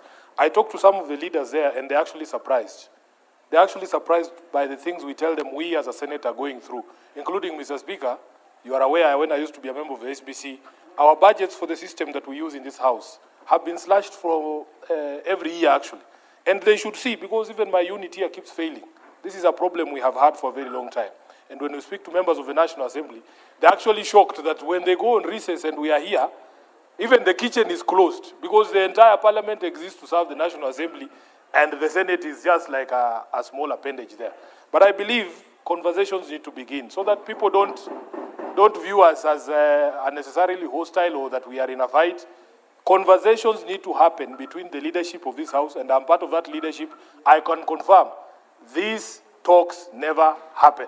So even before that intergenerational conclave begins, we need one here in Parliament. Speaker, allow me to very briefly comment on the statement by Senator Wakili Hilary Sigei on the voiding of payments. On this particular issue, Honorable Speaker, I am a very proud member of the County Public Accounts Committee. A very proud member of the Public Accounts Committee. I am aware that Senator Onyonka has been on this business from day one, because he was saying in his county they were quite notorious. And even here in Nairobi, you have suppliers crying that their payments will go all the way to what they call IB. And then somehow they just disappear, and when the money is released by the control of budget, somebody else is paid. Speaker, I am aware that Governor of Central Bank, Kamau Thuge, actually appeared before the devolution committee of this house, and he told us that the CBK is going to tweak some technology there. And maybe we can send Ososi, who is our expert on ICT, to confirm that this has actually been done. He spoke of things that, of course, I would not recognize, but I'm sure Ososi knows. There's a system called Temenos T24 and something they call GDI, Granular Data Integration.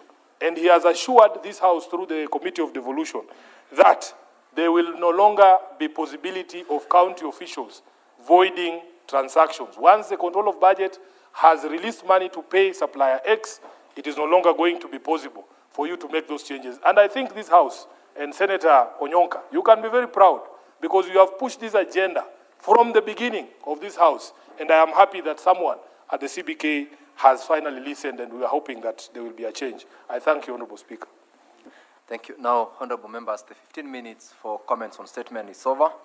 We will, for purposes of convenience of the House, we have got in the next order a number of bills for the Committee of the Whole, but we don't seem to have the numbers.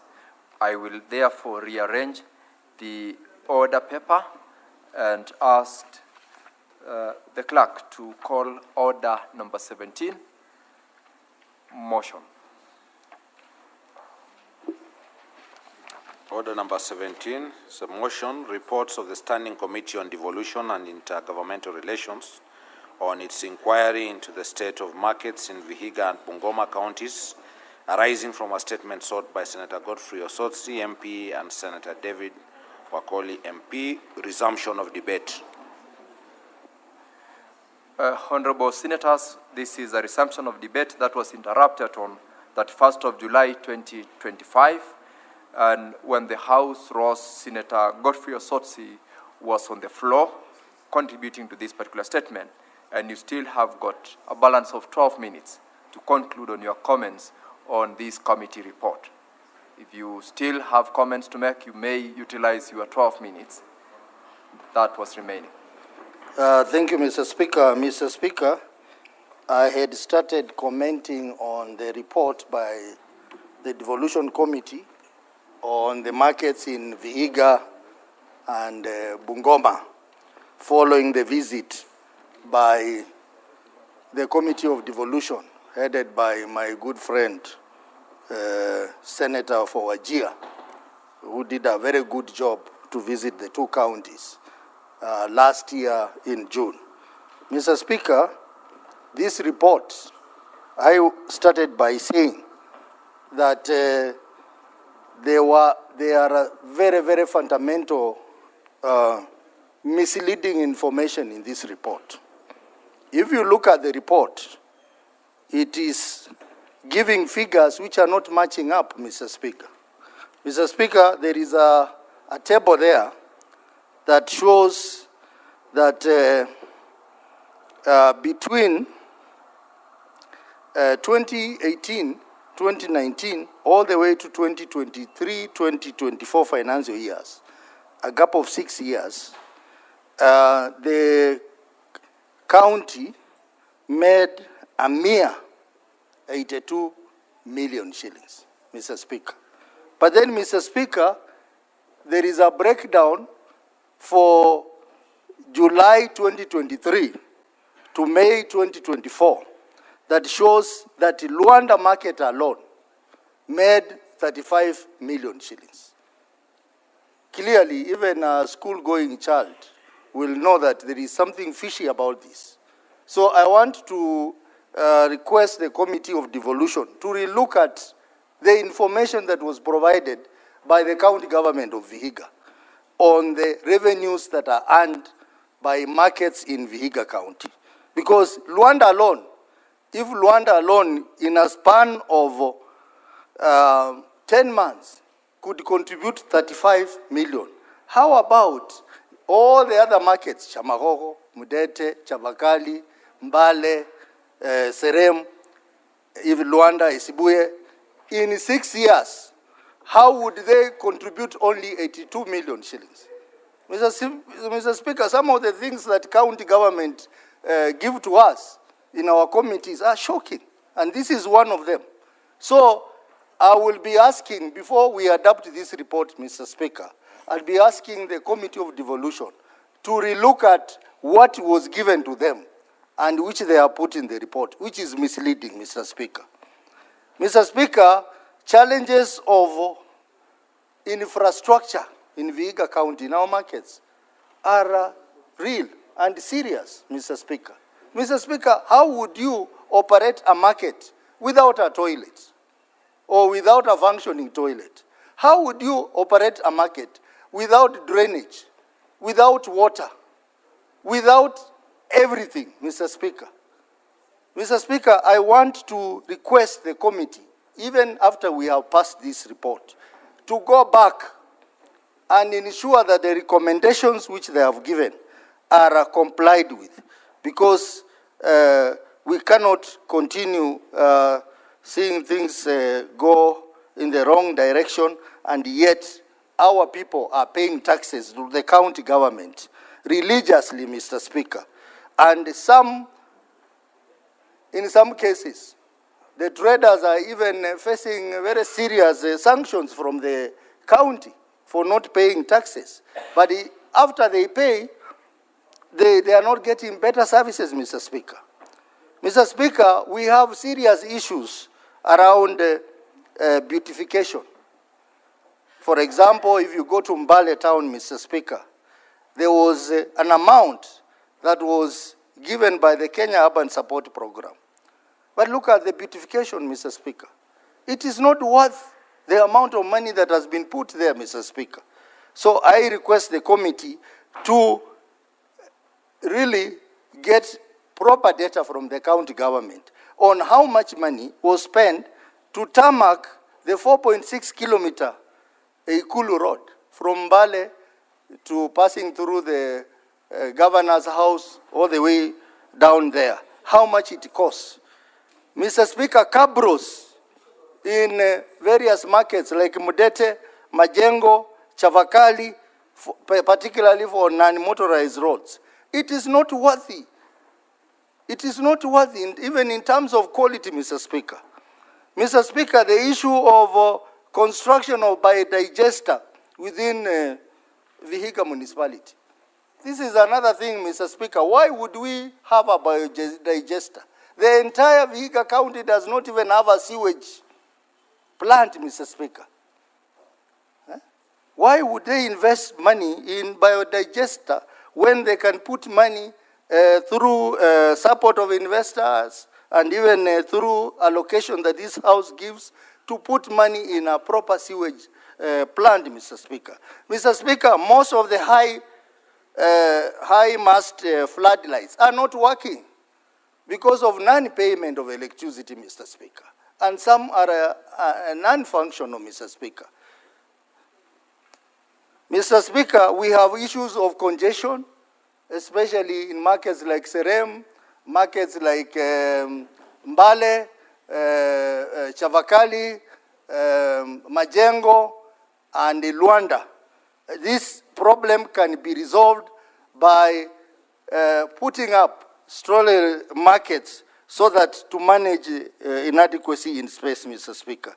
Mr. Speaker, the serious issue of garbage collection is serious, particularly in Luanda and Majengo and Mbale and the Serem markets, Mr. Speaker. And all this is captured in the report, and I hope that the report, once passed by this House, should be taken very seriously by the county government of Vihiga to ensure that our people are provided with the services they need.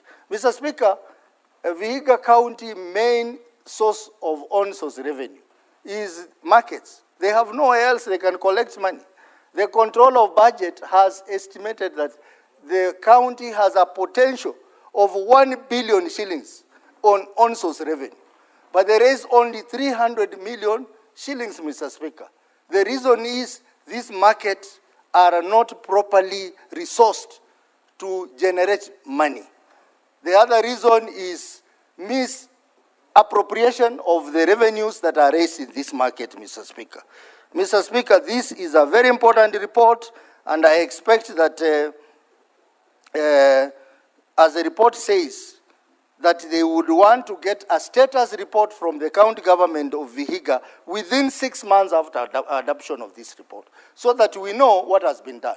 Mr. Speaker, I also want to thank this House for, through the new formula, that Vihiga County has been able to get an additional 800 million shillings.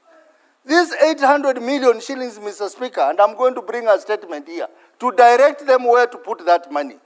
And one area is to put in improving the infrastructure of markets in Vihiga County, Mr. Speaker, because that is the main source of on-source revenue in that county, so that more money is realized through on-source revenue, and we stop complaining that we are not able to develop because we are small. We are having also a serious problem around there, Mr. Speaker. Mr. Speaker, the issue of appointment of municipal managers, this problem was resolved, but I also want to call upon the county government to fast track, Mr. Speaker, the achievement of municipal status for Cheptulu Market and the Luanda Market. Cheptulu Market, because, Mr. Speaker, this is the main market that serves the Kaimos area, where we have Kaimos Complex, Kaimos Schools, Kaimos University, and even serves Nandi County. It deserves to be a proper municipality, Mr. Speaker. I wish to request that the county government puts more focus around there. Luanda Market, the same, Mr. Speaker. Luanda Market is the main transit market to Uganda, Mr. Speaker. All the vehicles towards Uganda pass through Luanda Market. Luanda Market also serves 4 counties, Mr. Speaker: Siaya, Kakamega, Kisumu, Vihiga, and Busia, Mr. Speaker. So it is very critical that that process be fast-tracked. Mr. Speaker, with the issue of revenue figures resolved, I want to commend the Devolution Committee for the good work they have done, and I want to request them that after the adoption of this report, they need to have a program to follow up on the recommendation of this report to ensure that the people of Vihiga get the benefit of having markets, of investing in these markets, so that we continue to raise our income levels through on-source revenue. Mr. Speaker, with that request for amendment or relooking at the issue of revenues, I support the report, and I request the members to also support the report so that this will now serve as an example to other counties which have similar problems in the way the markets are being managed by the county government. Mr. Speaker, I support. Senator Boni Halwale. Thank you, Mr. Speaker. Mr. Speaker, my notes are being brought. I'll come after the next person. Senator Onyonka. Mr. Speaker, I wanted to first of all congratulate my brother Osotsi for having brought this issue to the bearing of the members in this House. Number two, I want to thank my chair, Honorable Abbas, who in the Devolution Committee has stood studiously, listening carefully for us to interrogate the issues. Mr. Speaker, what I wanted to mention is that, and in this case, I want to plead to Kenyans and most probably to members of this House, because Honorable Halwale, this House is the last line of defense for devolution in this republic. And I think we as members of this committee should look at it a bit differently than we have looked at before. It is true, I've heard Honorable Sosi say the expected revenue that Vihiga County is supposed to get is about 1 billion shillings a year. And yet they're only collecting 300 million. Mr. Speaker, if you check, the recent one that I checked out was Kiambu County, where the governor, through some miracles, has actually for the first time, from collectible revenue, which was 1.1 billion, he has hit 6.2 billion. If that is not interesting to us, then I don't know what can make us realize it is interesting.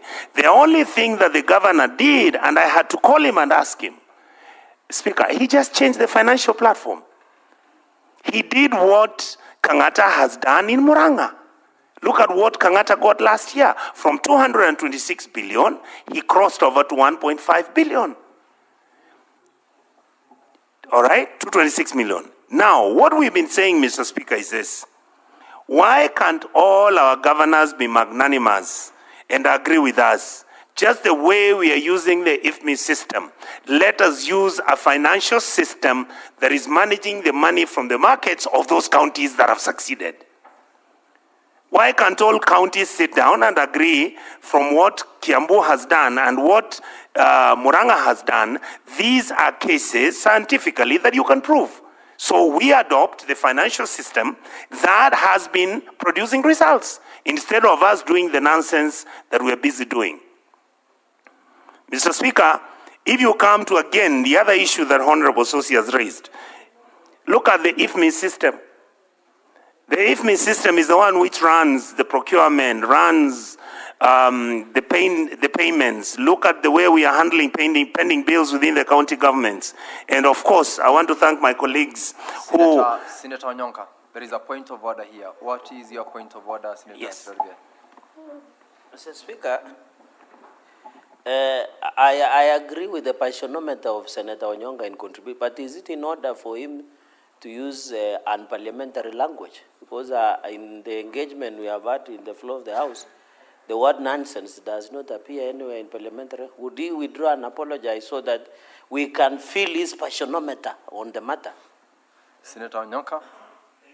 Thank you, Mr. Speaker. The problem with my senior counsel, Cherargei, does not understand that nonsense means nothing. So it's not a derogatory term. I understand you went to Kaplamai Primary, you know those things. Senator Onyonka. And I was going to St. Mary's, you know these diaspora, you know these things. With a very light touch, Mr. Speaker. So I want to say, Senator Onyonka, Senator Cherargei is not a senior counsel. Number one, he's a counsel. And he has a point of order. Could you take your seat? Yes. Under Standing Order 105 on statement of fact, Mr. Speaker, while I appreciate there is a good school, my primary school, I never went to that school.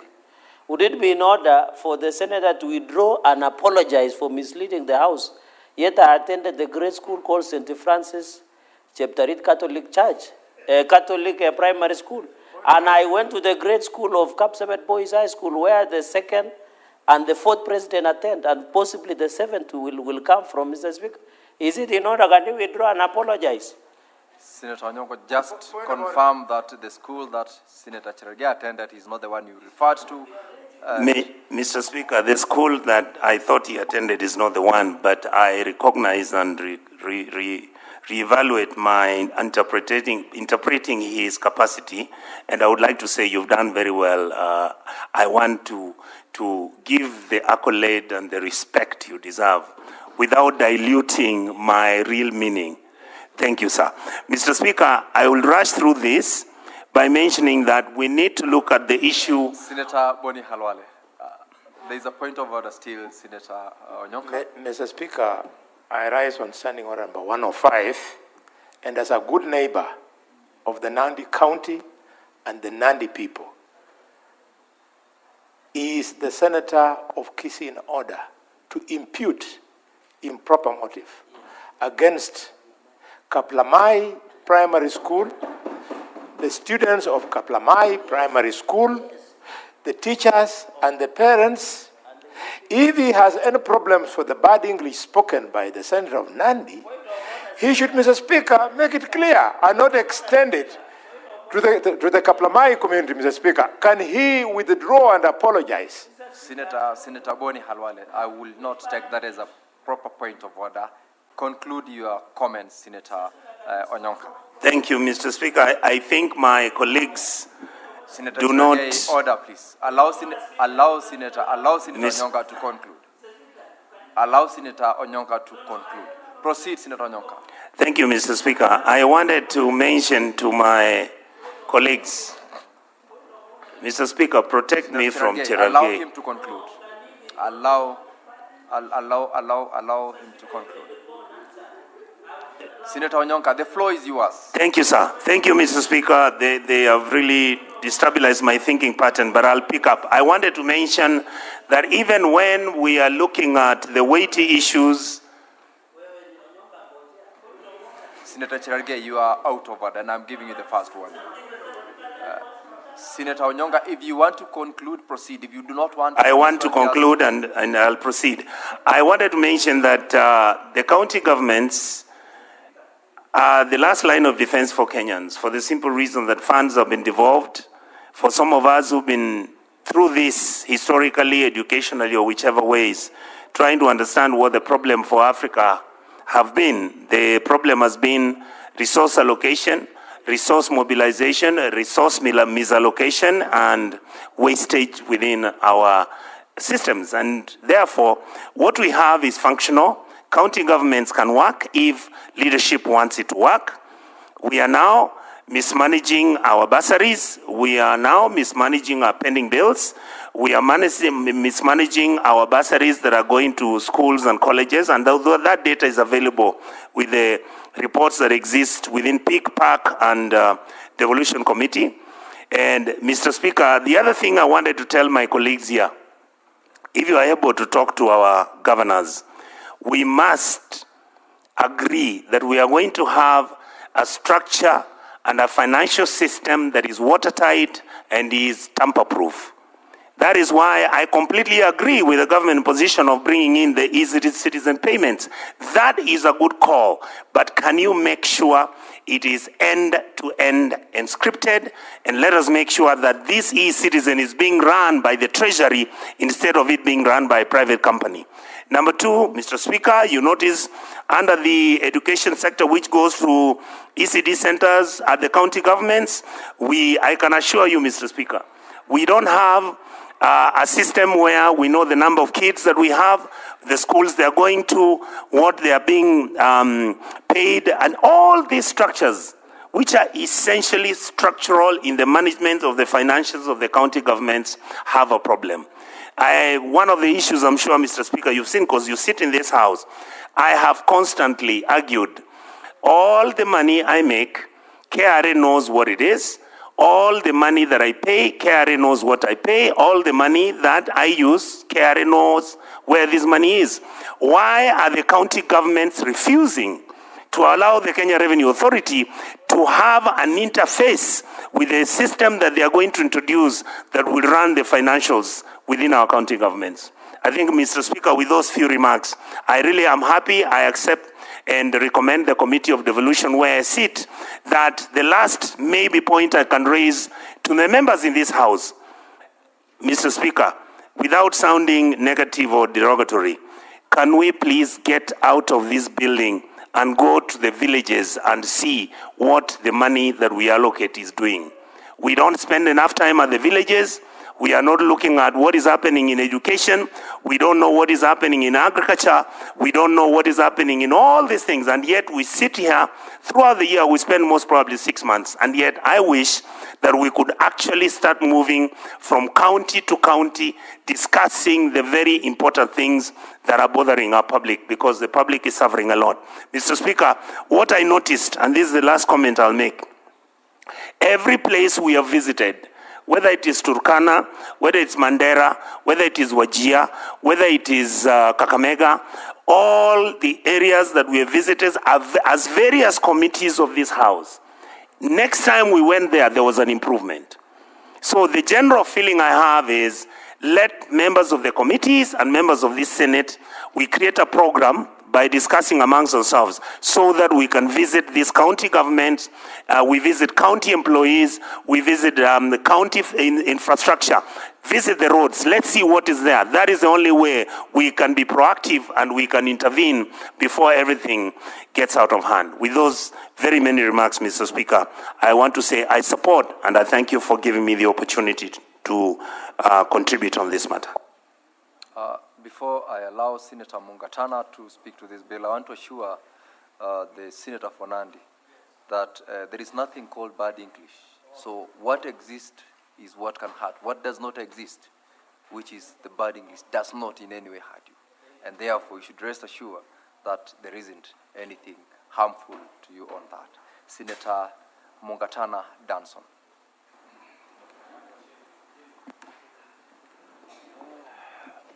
Thank you, Mr. Speaker. Mr. Speaker, first of all, I want to take the opportunity to commend the chair of this committee and the team, the Committee on Devolution and Intergovernmental Relationship, Senator Abbas, and the team for the good work they have done. Mr. Speaker, I want to echo the words of Senator Onyonka, that every time members of the Senate, through their committees, they visit the counties for whatever purposes, the next time that they go there, there is improved services, especially on issues that were targeted. So yes, we want to continue encouraging these kinds of visits. So I want to commend my colleagues for the work they did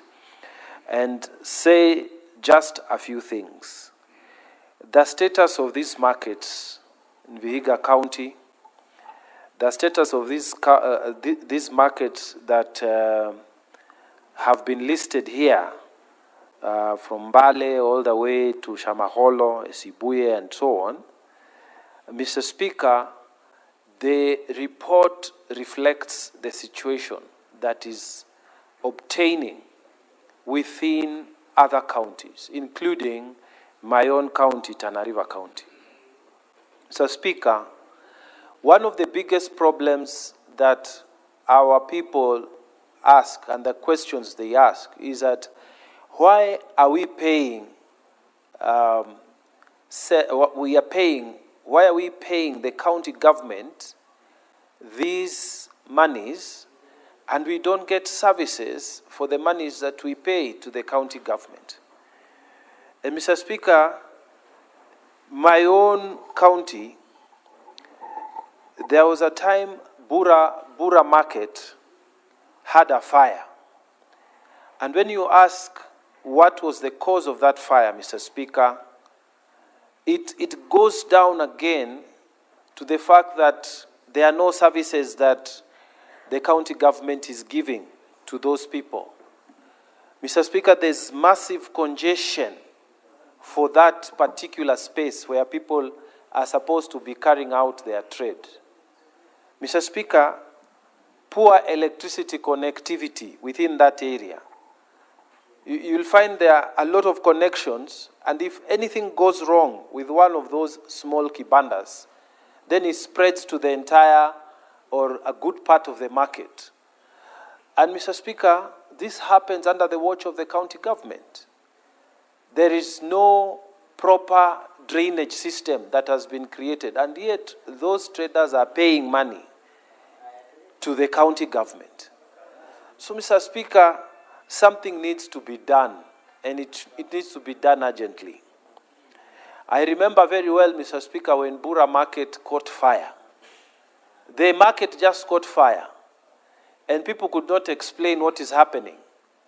It was something later on, it was explained as an electrical hazard. But in fact, Mr. Speaker, it's because of the congestion, the lack of supervision. The only thing that the county government is interested in is collecting the money from the traders, but they are not interested in giving services to our people. Mr. Speaker, can you believe a county, a market as big as that in the county does not have a single public toilet, and yet the traders are paying money? Mr. Speaker, the indictment is great against the county government of Tana River. Mr. Speaker, you have ministers who never visit these markets because they know that they have failed to offer services to the people. Particularly, Mr. Speaker, in Bura, Manyata, Mr. Speaker. There was a program about drainage of the storm waters when it comes. But, Mr. Speaker, some fake work was done. And where they have excavated, and it's supposed to be to take away storm waters when drainage, for the drainage that was supposed to be constructed, it has become, in fact, the place to dump garbage from the market because there is no garbage collecting system within that market. So, Mr. Speaker, while I commend this report and the things it has unearthed, it is important for governors to listen, particularly the governor of Tana River, to go to these markets because the fellow doesn't just go. He is not aware of what is happening.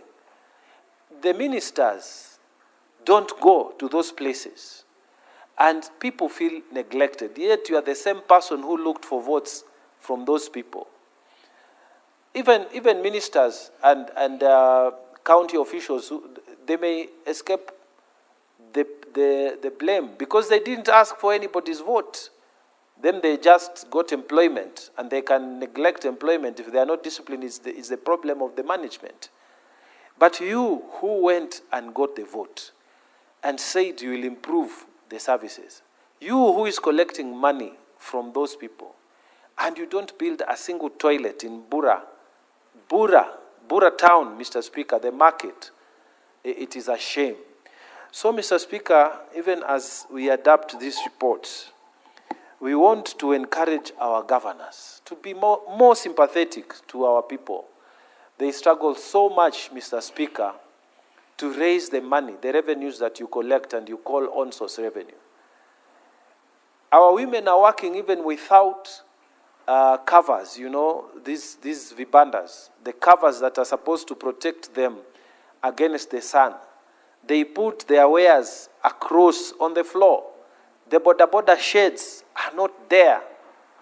And you are collecting money from these people. Mr. Speaker, I hope as we approve this report, that a message is sent to the governors that please serve the people who elected you. Visit them and spend time with them. Because as senators, we will point out these issues to you. But the money goes to the coffers of the county government. And the county government is supposed to make sure that the issues that the people are telling us are resolved. Mr. Speaker, with those very many remarks, Madam Speaker, I beg to support this report again. Really congratulate the Intergovernmental Relations Devolution Committee for the good work they have done. I thank you, Madam Speaker. Senator Omtata. Thank you, Madam Speaker, for the opportunity to address this august House. I stand to support the two reports on the state of the markets in Bungoma and in Vihiga counties. The reports are an expose of the sorry nature of things that are happening on the ground.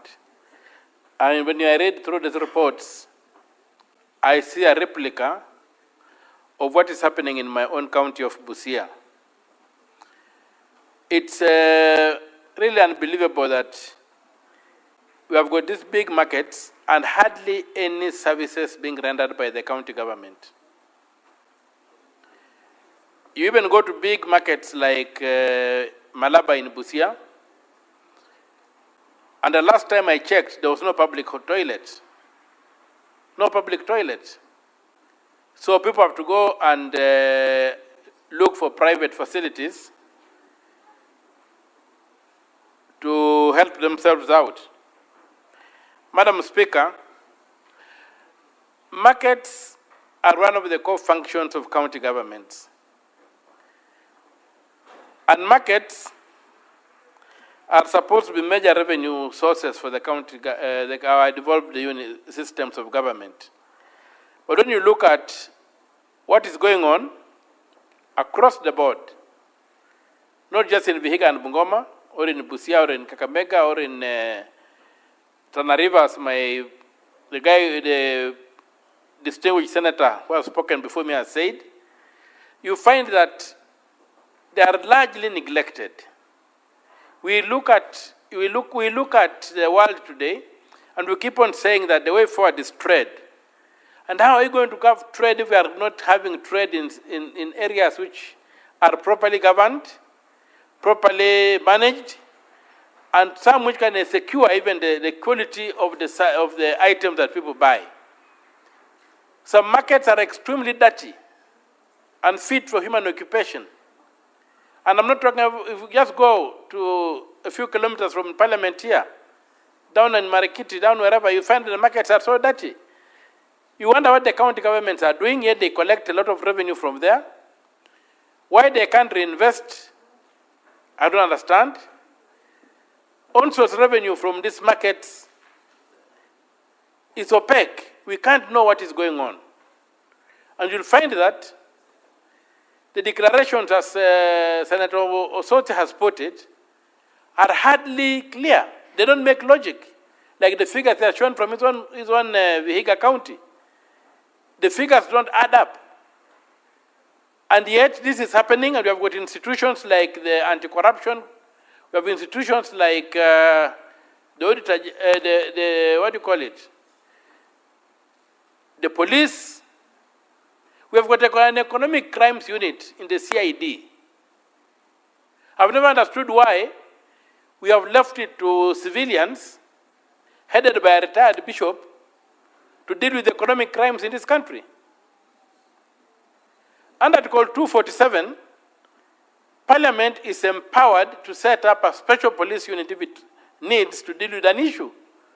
And I don't think that police unit was supposed to be the Anti-Corruption Commission. The police unit that is supposed to be set up by Parliament has to be under the Inspector General. So this idea that you have got a law enforcement organ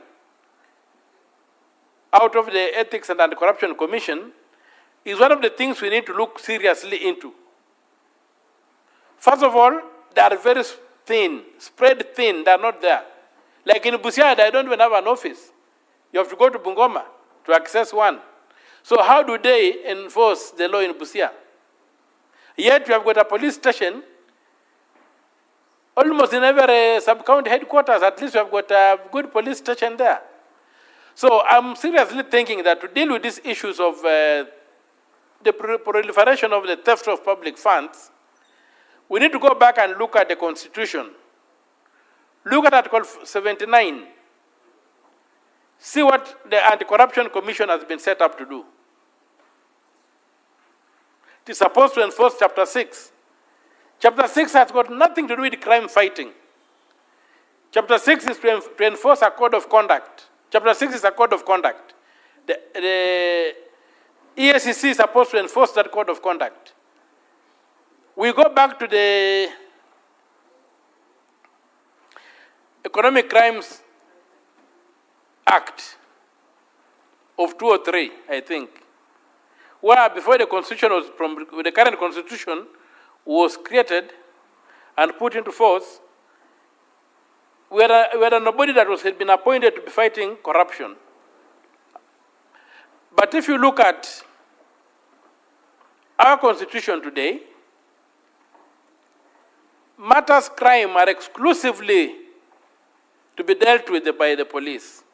When you go to the CID, they've got a whole department on economic crimes. So the question is, why are we letting the EACC cover up for these people who are messing up? The EACC has no capacity to begin with. There are very few people. Secondly, there are civilians headed by a retired bishop. And you have got all this infrastructure of the DCI across the country that could be open and could be utilized by the people to ensure that we rein in this runaway misappropriation of public funds. The biggest issue with our market is that people pay taxes, they get no services, and that money is not accounted for.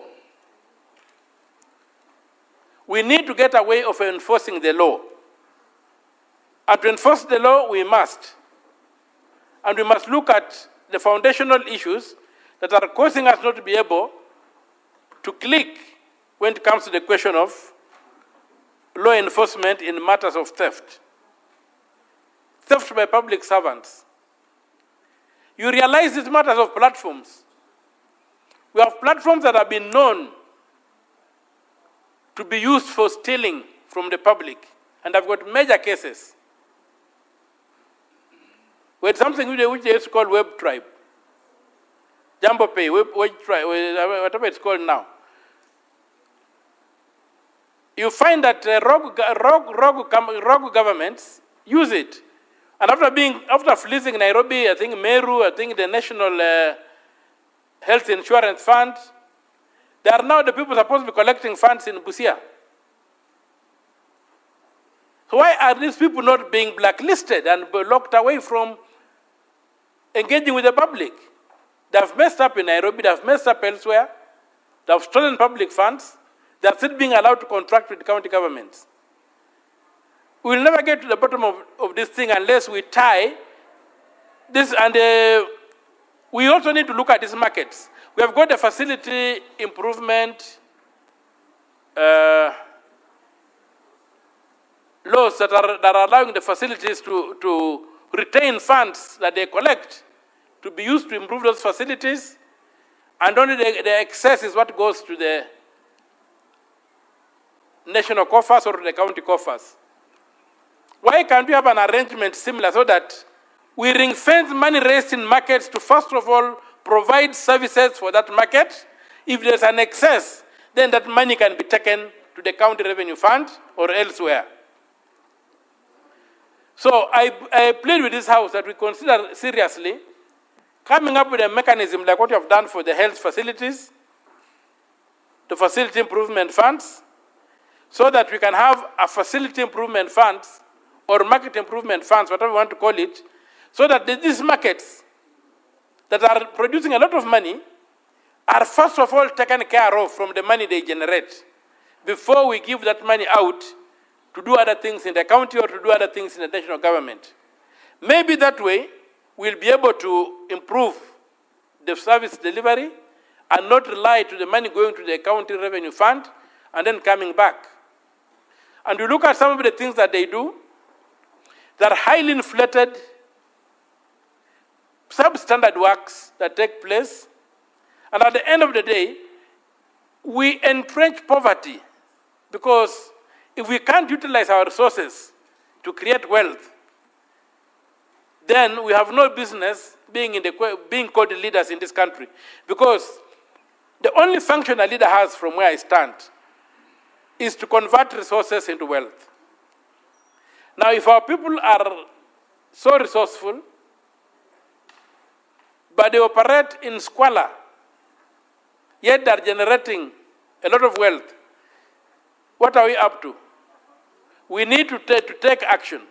And I want to thank my brother senators from Bungoma and Vihiga for having brought this request for statements that have basically opened the can of worms that is eating up our markets across the country. The other thing about markets is that the national government has taken over the function of building markets from the county governments. There's a lot of money coming in from the national governments to go and build markets. Why can that money be channeled through proper lines so that we can know that this money was budgeted for, either as additional grants or whatever it is they are giving to the counties, and then we know clearly what has happened. You just hear that a market is being put up somewhere by the national government.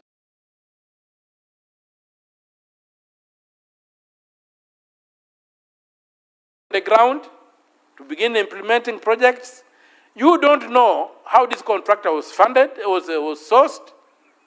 You don't know what kind of product is supposed to give the people in terms of the market. Sometimes you find market that traders refuse to patronize, and yet public funds are being spent. So why are we having all this disconnect? I think if the national government wants to assist the county governments, they do so through the normal structures, not in an episodic manner, whereby allocations are being made on the basis of friendship or on the basis of proximity to the president. We have had the question of the broad-based government. When you when you ask for the justification for the broad-based government, you are told that the ODM had to intervene to save the Kenya Kwanza government from collapse. I was just trying to look at it as an analogy. If somebody is very sick in a hospital and he needs a blood transfusion, you don't just go for any blood. You can only take blood transfusion from the blood type, the type group. They have to be the same type groups. So this is a revelation that the blood group in ODM is the same as the blood group in Kenya Kwanza. Was very, very important revelation for us. So that because there's no way unless ODM had the same blood group, there's no way it could infuse blood into Kenya Kwanza and give Kenya Kwanza life. So this Senator Mtata, what is the link of what you're saying to the markets, the report you're speaking to? Yes, I'm getting there. I'm trying to tell our people that ODM was supposed to be in the opposition, doing oversighting the government. And yet it was not in the opposition. They had the same blood group as the Kenya Kwanza group, and so it was able to donate blood and give life to Kenya Kwanza. And so, when we come back to the issue of markets, I'm trying to say that the oversight of this House is in total confusion. We don't know who is who. And that's why we are failing. We don't know where the opposition is. We don't know where the government is. We don't know who is who. So that's why we find that it's very difficult to enforce oversight when people can just move across and interface, and they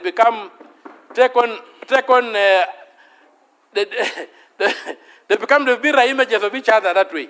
So I bring that thing of the blood transfusion to show you that we do not have, for honest, because if ODM did not have the same blood group as Kenya Kwanza,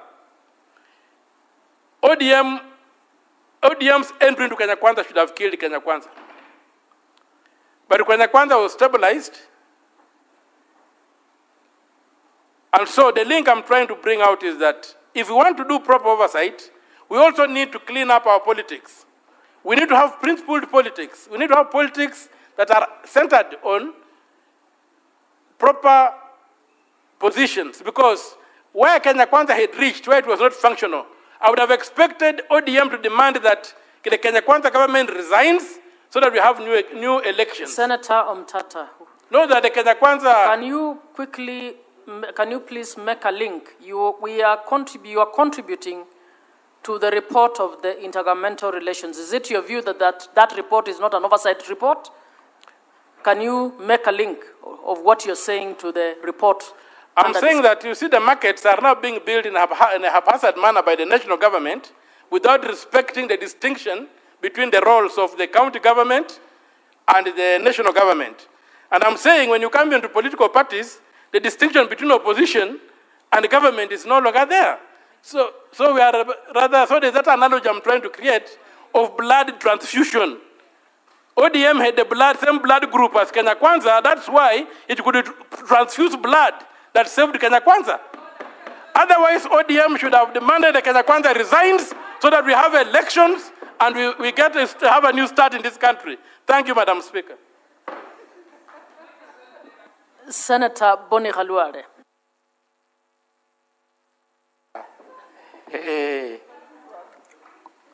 Madam Speaker, I thank you for this chance. And I want to express my satisfaction with the industry by your committee, where you are the vice chair, and my brother Mohammed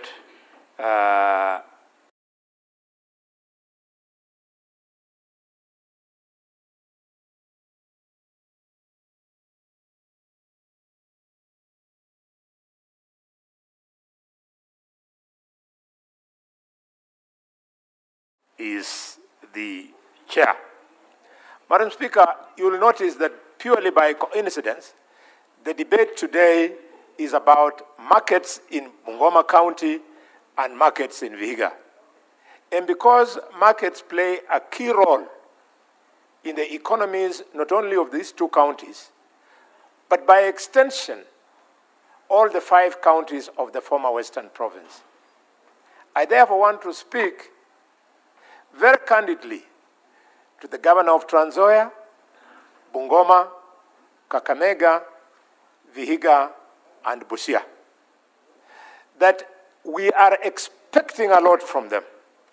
And if the report of this committee on the 2 counties is anything to go by, then they have missed our expectations by miles.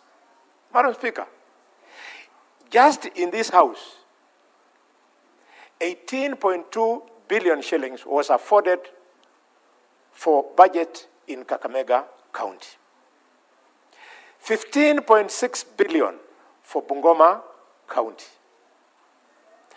9.3 billion for the Trans Nzoia County.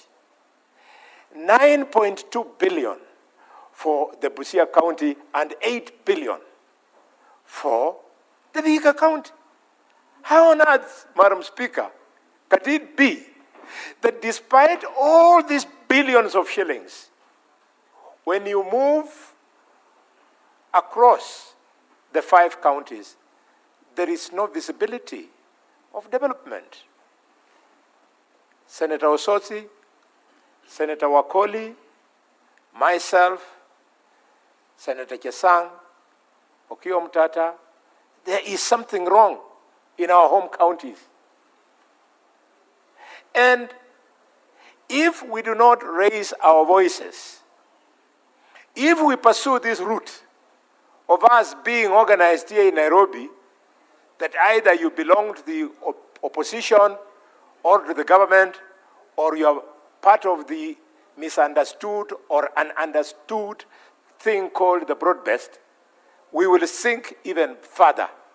We will spend all our working hours, Senator Mtata, thinking about how nice, how God-sent the broad-based government was, when in actual effect, poverty continues to rise in our backyards. Madam Speaker, when you look at these counties, these billions, and of course, as expected, our share from the 85% that remains at the national government is supposed to open our economy. How do you expect the markets in Vihiga, for example,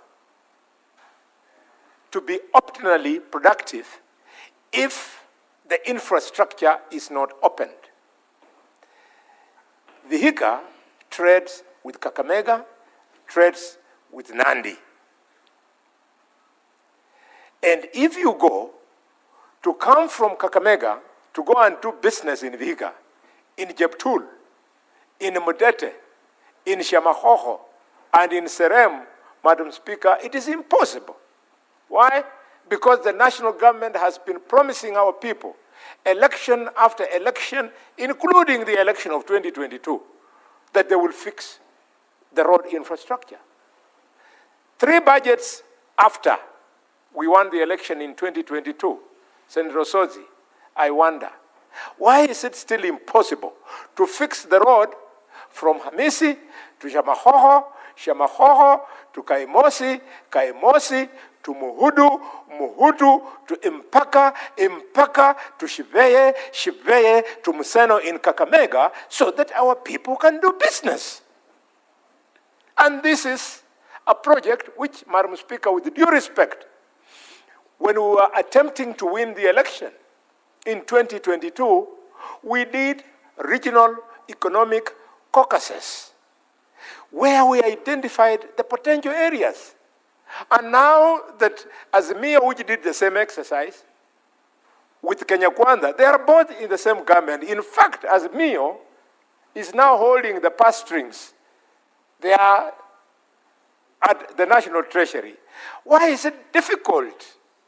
Or is there something wrong if development is tweaked to go to the counties of Western Kenya?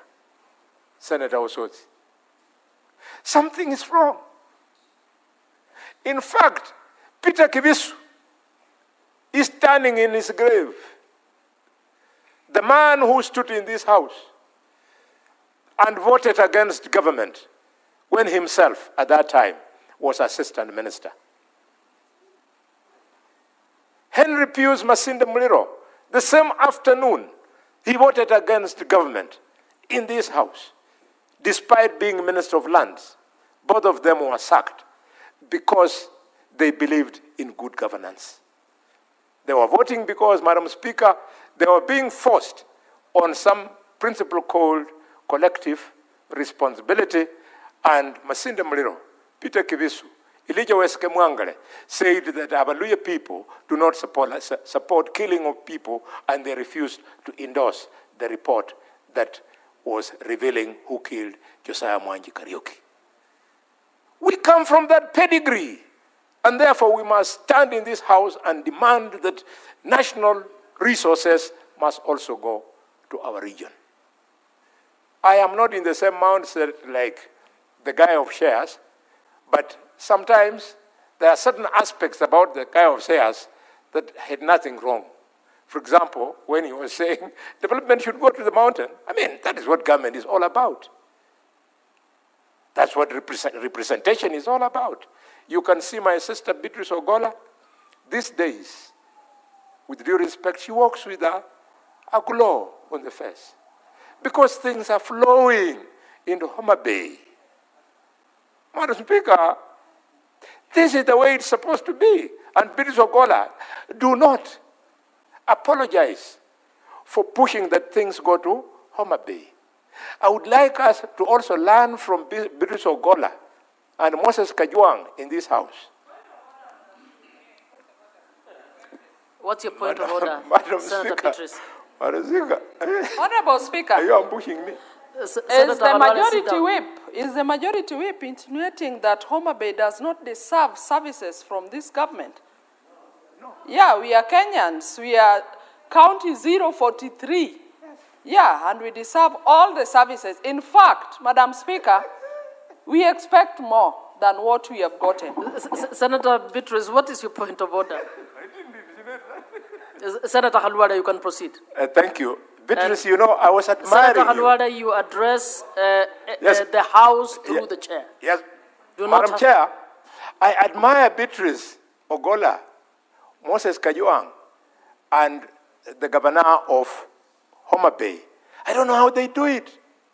Do you know, in 9 short months, Madam Speaker, they have so admirably managed to convince the national government to put up an infrastructure of water worth 787 million shillings. I was chatting with the Honorable Kaluma this morning at a committee, and he told me he's so proud because they now have got a network within Homa Bay Town of 137 kilometers of tarmac road in the last 9 months. So I'm just saying, you're doing a good job, but when you hear me insist that Kakamega should also get, it doesn't mean I don't like Homa Bay. You have set a good standard, and we all should put pressure on the president so that what he's doing in Homa Bay, he should also do it in Kisi, in Kakamega, in Mandera. No, in Mandera you have got Olugado, the long road of 700 kilometers. Madam Speaker, this is devolution. And if we continue pushing the way we are pushing, then the marginalization that we used to worry about, that was in the former North Frontier districts of Northeastern, will befall some of us. And we are not going to accept it. And this is why we were voted for. Madam Speaker, the people now speaking about the markets that are in this report and my neighbors. When you go to Serem, my great-great-grandmother was a girl born in Serem. She was called Lubandua. The same market in Serem, you go there are no public toilets. Madam Speaker, the state-of-the-art transport system in Serem Market, in Shamahoho, is border. Our children are forever exposed along the roadside. They are hit by trucks. Madam Speaker, most of them, they are exposed to sunlight and rain because there are no border sheds. These are the drivers of our economy. Madam Speaker, as our daughter, who we happily handed over to Kisumu, but who was born in the same place like me, you know Shamahoho. Shamahoho is the only market in Kenya which has a population of 2,000 to 3,000 shillings. 2,000 to 3,000 people doing business, selling bananas, green vegetables that we eat here in Nairobi, Madam Speaker, without any land. They are all standing alongside the road in Shamahoho. How Akaranga, who was the first governor, and how Tichilo, who has been governor now is running into 10 years, they have not found it necessary to move people who are next to that roadside, resettle them elsewhere, and expand this market. I don't know what leadership means to these two brothers of mine. Madam Speaker, this report really angers me that despite the brisk business I see in Serem, in Cheptul, at Kaimosi Junction, at Shamahoho, at Mago, at Savatia, at Modete, at Jabakali, Esibuye, Ilwanda, they are telling us that they collect only 13 million shillings per year. That's what they say in this report. That is not even half of what is collected at Khayaga Market only in Kakamega. And yet the same business theory, border borders, Mamamboga, Mutumba is what takes place there. So why are we collecting more money in Khayaga than at Chabakale? For your information, Senator Osoti, Chabakale Market, as you know the history, you people stole it from us in Kakamega. It is called Ishia Bakali. It is not Chabakale. At Chabakale Market, Ishia Bakali, for your information, Chabakale Market, which is more or less the same size like Khayaga, it is a better economy because it runs for almost 24 hours a day. And yet, they collect nothing. These people are just sharing that money. It is open theft. I therefore want to pay my respects to the Senator of Kisii because I have heard you again and again. You've always insisted that we must standardize the electronic collection of revenue. Because in your own words, if it has succeeded in Murang'a, if it has succeeded in Kiambu, if it has succeeded in Meru, why can't we use the same system? We have never suffered any consequences of using a uniform INFI system in the whole country. We should stop this theft. I wish a guy who believes in integrity like Onyonga was to become either the chairman of EACC or better you become the director of DCI, Madam Speaker, so that we can arrest all these people. Senator Onyonga, you better be careful. Senator Khalwale, you don't address Thank you, directly. Madam Speaker. Back to business. I just wanted to warn Madam Speaker that Senator Nyamu is threatening that she can derail him. I don't know how. She wants to derail him on matters of integrity. I thought you are a woman of great integrity. I know you as a woman of great integrity. Madam Speaker, Mbale Market. Mbale Market, this report, Senator Osoti, what do we do? How can we have the headquarters of the great people of Vihiga, called Mbale, being the state it is? Why? Even if you just come only to Malinya Market, I deliberately, when I saw that the district headquarters was coming there, I deliberately moved families and resettled them elsewhere using CDF so that we could create land where we can have infrastructure. You come to Malinya, we have graded land, 20 acres, you have a stadium, you have the hospital, not 20, 30, 10 for the hospital, the stadium. We have created that. Why can't the imagination of governors be such that they create land in Mbale for Mbale to be a headquarters? Every time I go for a drink at Nzogu, I pass through the market there in the evening, and our people love business. They love business. But then you can't drive through because they do the business on the road. We need to even ensure that the planning department, the city planning department, whether you call it city or town or whatever they call it, should actually be functional so that our people can be given an opportunity to enjoy doing business. I was listening to the former deputy president when he was in the US. He was truly misguided. In fact, if I had had any regrets for casting a vote to get him out of public office, Madam Speaker, I felt vindicated. The guy was telling the diaspora that the economy of Kenya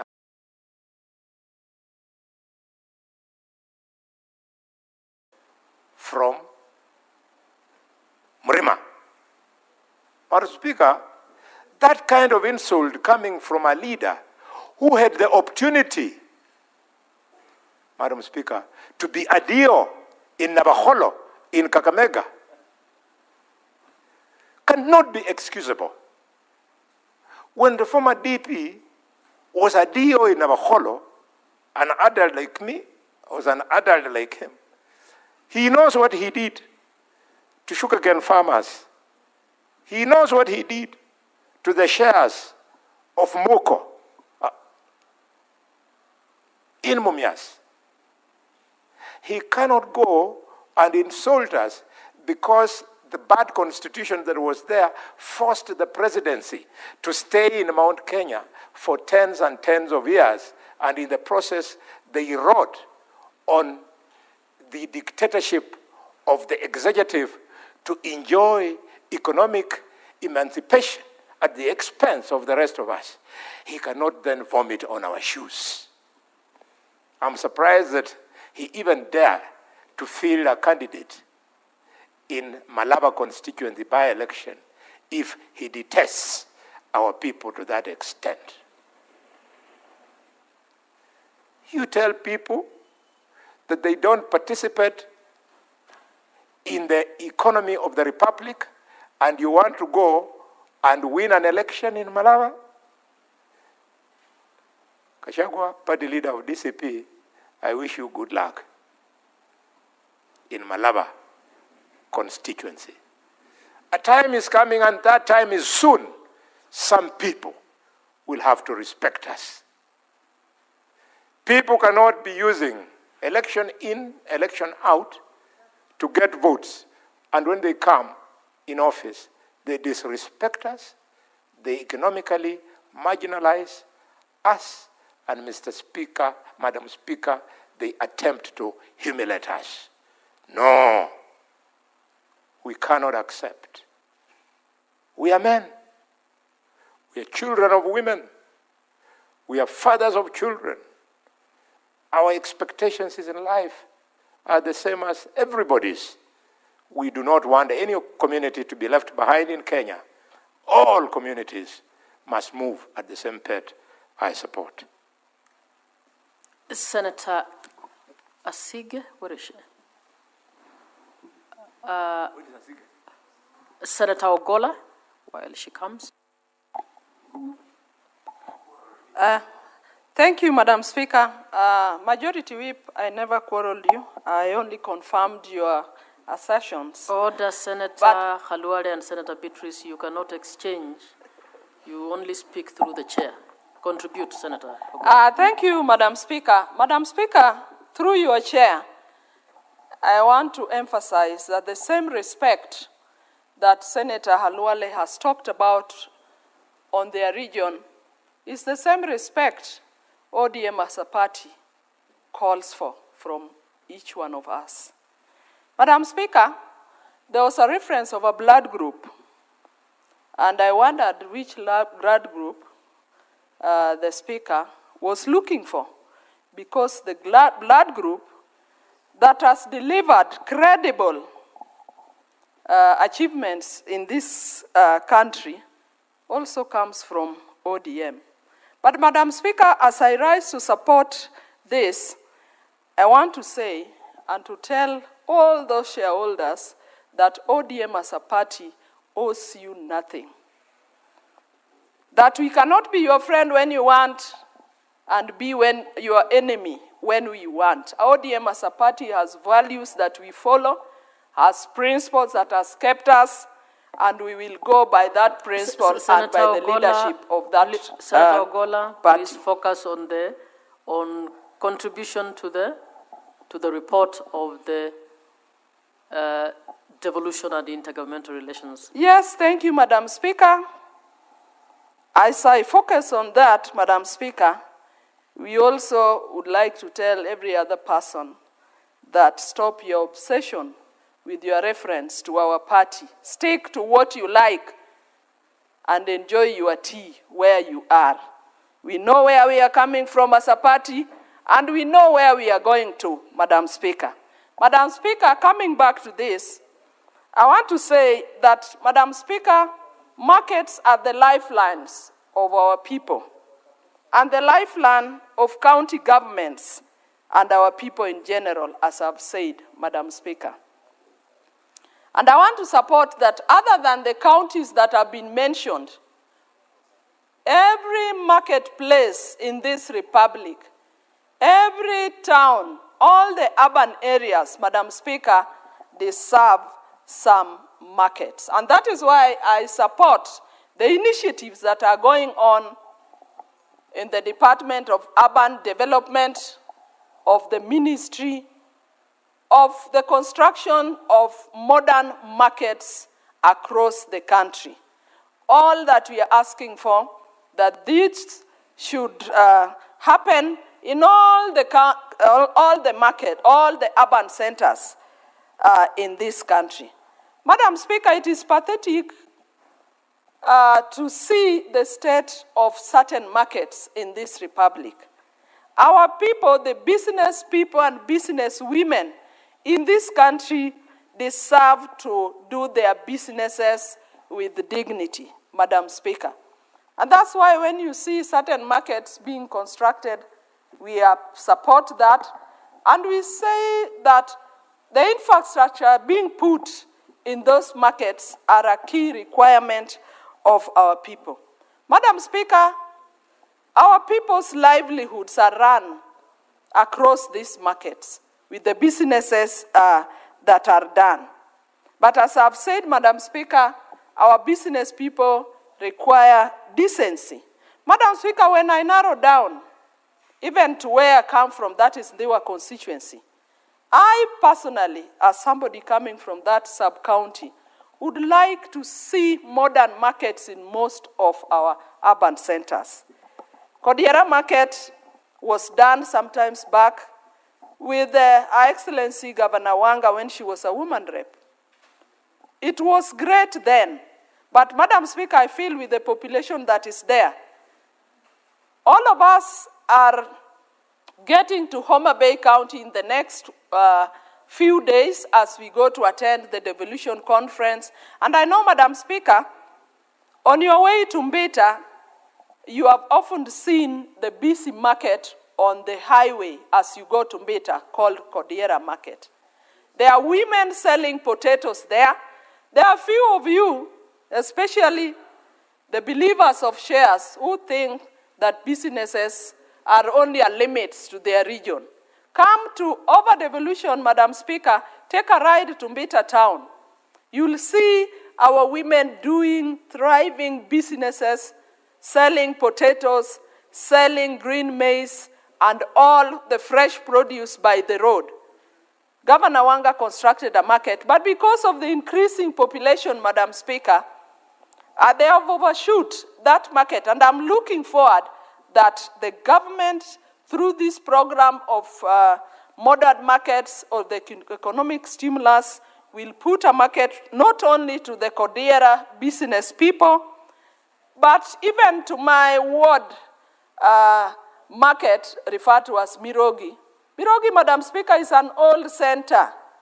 You have the parish just next to this, or by the center there, and that center serves the schools around the parish center. We have the Mirogi boys, we have the Mirogi girls, we have the Mirogi boarding primary school. Madam Speaker, I'm only telling you that there's a population that is served by that market. But if you go there, Madam Speaker, today, you'll find that our women are selling on the ground, Madam Speaker. And when the rains come, like we've had in the previous weeks, we've had heavy rains in our region. It is so pathetic because we have to purchase fresh vegetables, fresh produce, including tomatoes and onions, but the women are selling on the ground, Madam Speaker. They have to spread some sacks or all manner of paper bags to sell their wares. So, Madam Speaker, I expect that Mirogi will get a modern market soon. We have Magina Market, also thriving market that is in North Kabuoch Ward in Dewa that deserves a decent market. We have Sikwadi, which is also thriving. We have Ombo, which is the headquarters of the new sub-county that was given in Ndewa, Madam Speaker. We have Pala, which is also has been a very old market in Ndewa constituency. We have Riat. Madam Speaker, Riat is a thriving urban center due to the fact that the sukari industry is also is also there in Riat Center.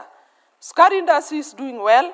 Our people are benefiting from it, albeit the challenges that we are facing, some of them environmental, which we are also addressing with our people and the authorities, including NEMA and the Ministry of Health. But it has a thriving market that is serving almost 3 wards in that constituency, Madam Speaker. We also have a market, a thriving market on your way, on the highway to Sori Center, which is in Migori County. And all, Madam Speaker, what I'm saying that not only in Dewa, but all market centers needs to be upgraded. Madam Speaker, as the upgrading of these markets also take place, it is a good thing that markets are constructed for our people because it is a right anyway, Madam Speaker. But there is need to have public participation with the communities and with the business people and with the stakeholders so that these markets are sited. The siting of these markets is done correctly. Madam Speaker, as I'm talking, there's a big market coming up in Ndewa town. I'm happy if Senator Boni Alwale mentioned the benefits Homa Bay County has had.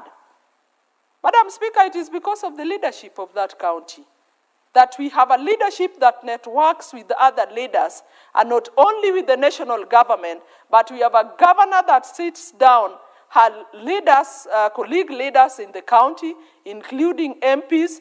Madam Speaker, I hear there are counties where even governors don't sit with their MPs.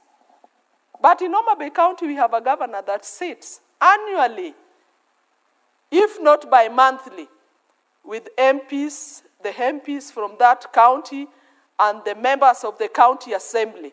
What is the essence of this network, Madam Speaker? While I respect she has the mandate to run the county, but she's cognizant of the fact that you need to carry everybody along in leadership. And through that way, the MPs are able to put together and we are able to harmonize the different priorities and the different needs that we have. Probably I'm telling all other counties that is the reason why we may be doing better than all other, maybe other counties. Madam Speaker, but what I'm saying is that the communities and the business people must be consulted when these markets are done. It is one thing to want a market, Madam Speaker, but it is also another to site it in the right place. Madam Speaker, market is going on, construction of a market is going on in my sub-county in Ndewa. And we are very grateful because I'm looking forward to a situation where all the market women, all the business people we have in my town in Ndewa will have somewhere to do business in dignity. But Madam Speaker, in the process of this, the counties or the governments must also involve people and ensure that the businesses are relocated in an organized way so that as the markets are put in place, the business people have alternative areas of doing their businesses until the markets are complete. Madam Speaker, I'm saying this because if you went to Ndewa town on a Thursday, like just the day after tomorrow, which is a market day and a very busy day, because the relocation was not done well, our women and business people are all over, selling on the roads, selling everywhere, and it is not organized. And Madam Speaker, the other disaster that we could get into, I'm using my town because that is where I live and that is where I know better. You'll find on a Thursday, Madam Speaker, all the business people, all the women are on the road. You can hardly drive in that town on a Thursday. But that is not the worst, Madam Speaker. The worst is if an accident were to happen. Madam Speaker, I've been holding my heart.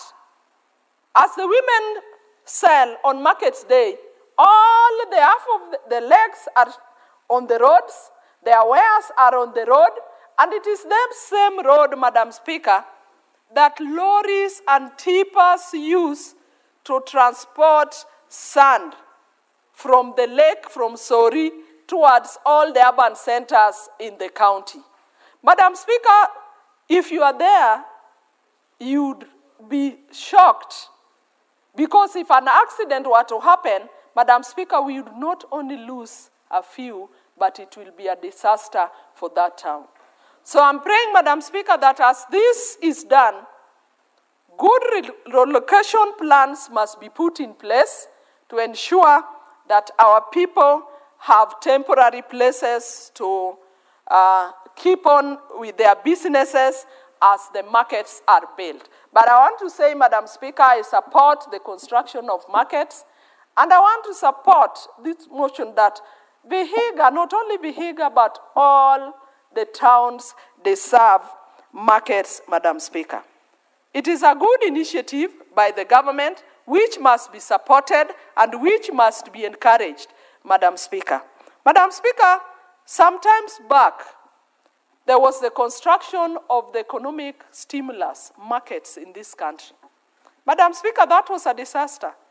In sometimes back before the pre-devolution times. I remember the markets would just be cited. Somebody just came from Nairobi with a drawing. They would probably consult one or two officers. And the markets were built all over. Madam Speaker, if you went all over this country, you'll see those economic stimulus markets unused. They are white elephants. But Madam Speaker, those are public monies. Somebody needs to account for these monies. How did they decide to use those monies? And who are they building these markets for if they are not used? In the same Dewa town, which is my sub-county, Madam Speaker, there is one that has never been used for all the 8 years. And yet our people have held their businesses in an open ground that is muddy, that is watery, that is not habitable and does not make our people do their businesses with dignity, Madam Speaker. Madam Speaker, I support this, and I want to say that even as a woman leader, Madam Speaker, the issue of markets are very critical to me. Because most of the time, it is the women, my women folk, who do a lot of business in these markets. We are asking the government that markets must be built because the people who use these markets pay levies to the county governments. We are calling on the county governments to ensure that our people do businesses in markets with dignity, in clean places. And Madam Speaker, other than the construction, there are certain amenities that we must ensure are in those markets, Madam Speaker.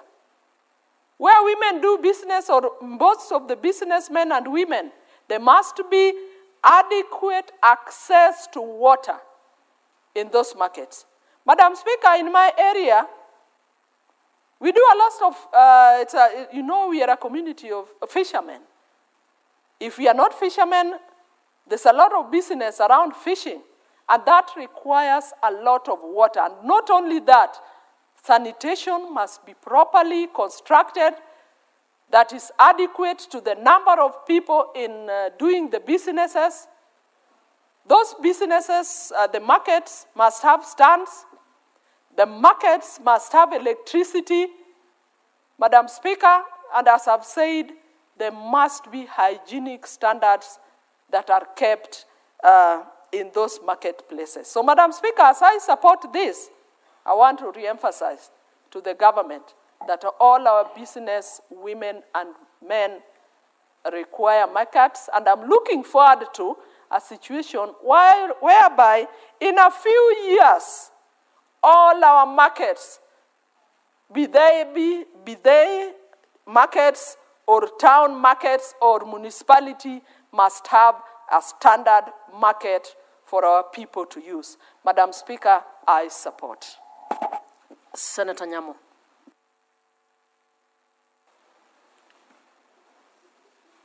Thank you, Madam Speaker. Markets are the heartbeat of local economies. And it is very surprising that in 2025, we still have women selling their wares on the ground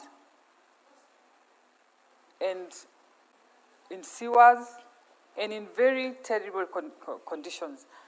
Madam Speaker, this report on the markets in Western Kenya are a reflection of markets all over the country, as my colleagues have demonstrated. And what I call that is systemic neglect over time. We have markets where we don't have proper drainage, we don't have proper access, we don't have fire extinguishers. And these markets are not just markets. These are pay slips for our fathers. These are livelihoods for our mothers. School fees is paid through these markets, Madam Speaker, because that is where our people have their livelihoods. And that is where they know, Madam Speaker. When President Ruto promised 400 to 500 markets across the country, he knew what he was doing. And when he went ahead and allocated money from the housing levy, some Kenyans who do not understand the magnitude and the effect on markets to the economy went ahead and went to court and stopped these projects. We are hoping that we are going to get to the bottom of it, and so that this project can go on, because this project of markets is at the heart of the bottom-up economic model that this government was elected on. I would like to recommend that we have a national policy that gives the minimum standards of markets. How many toilets per traders? How many, all these facilities? We want a minimum standard for the whole of the country. We have, Nairobi, we have markets under construction. When Governor Sakaja was elected, he promised 20 new markets for Nairobi.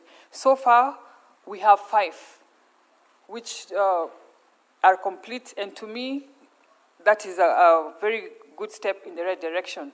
These markets, which include one in Riruta, we have one in Kahawa West, we have one called Jujo in Mihango, another in Karen and Mutwini. They're good stalls, they have drainage, they are modern markets. And we also want to know who is getting allocated. What is the criteria to allocate these markets? Are our mamambogas, who are the organic traders, who are well known, are they the ones who are getting the priority, or is it another political tokenism? We would like that the right people get allocated these markets, because if we duplicate up markets, they are going to lock out and outprice even the mamamboga. We would like them to go to the correct people, and we want them, the county government of Nairobi, to prioritize youth, women, and people living with disability when allocating these markets.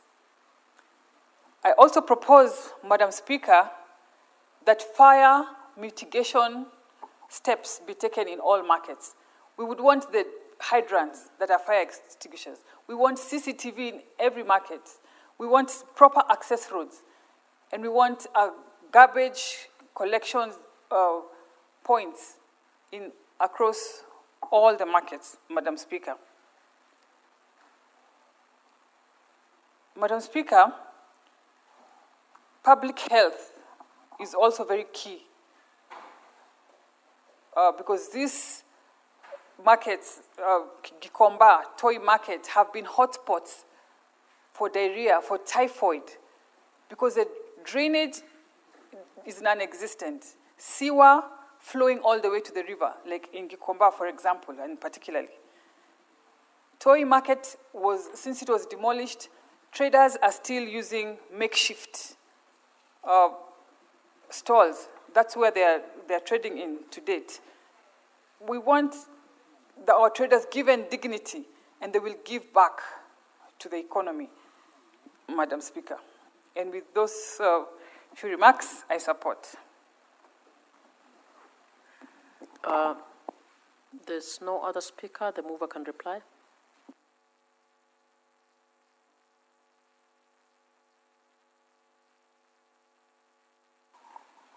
Thank you, Honorable Speaker. Honorable Speaker, I want to take this opportunity to thank all the members who contributed to this report, and adopt the report. Honorable Speaker, honestly, markets in this country are very important. And what we found in the field when we visited those Bungoma and Vihiga, the markets are actually in the deplorable situation. The counties actually are getting huge resources as the on-source resources. But of course, when you see the markets are just being squeezed to all sides.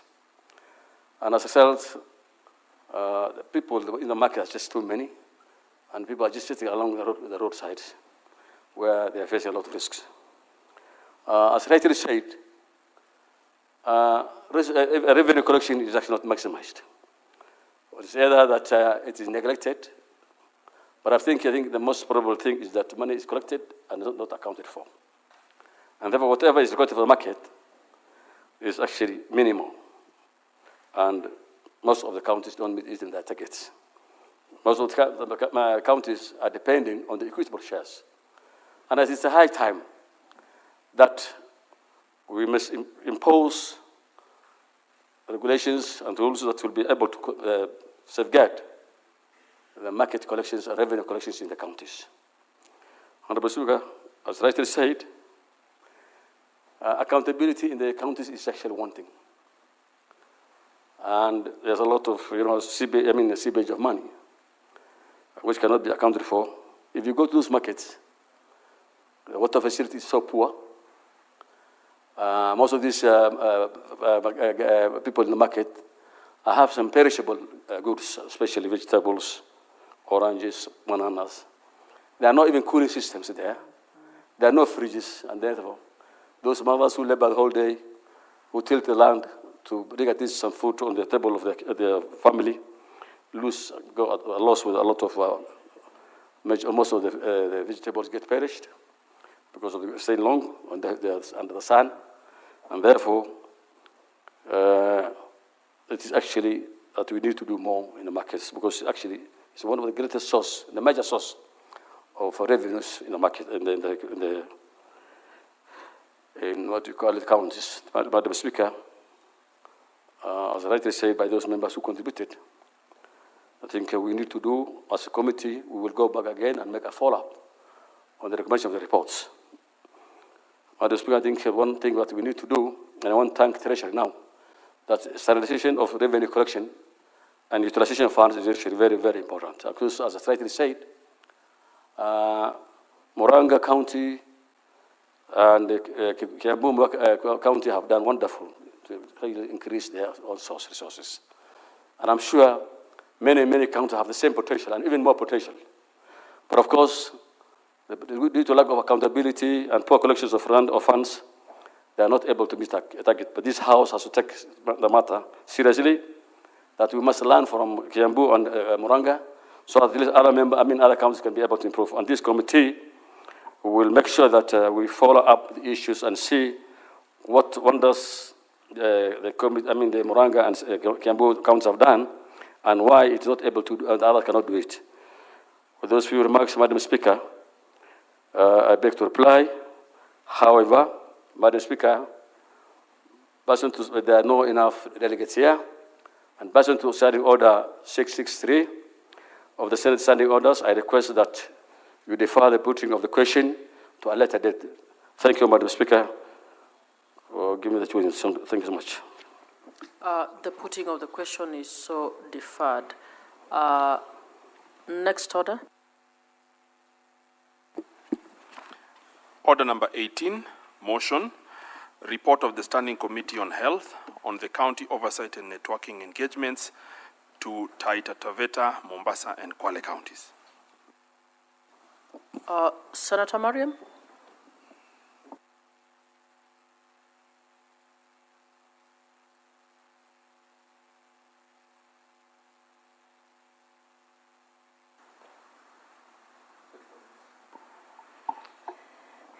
Thank you, Madam Speaker. Madam Speaker, I stand to move the report of the Standing Committee on Health on the county oversight and network engagement on Taita Taveta, Mombasa, and the Kwale County. Madam Speaker, the Committee on Health conducted the oversight and network engagement in Taita Taveta and Kwale and Mombasa County on 16th and 21st of June, and the county oversight network engagement was adopted as a model. Senator Mariam, can you move the motion first? Can you move it in the text as appears on the order paper?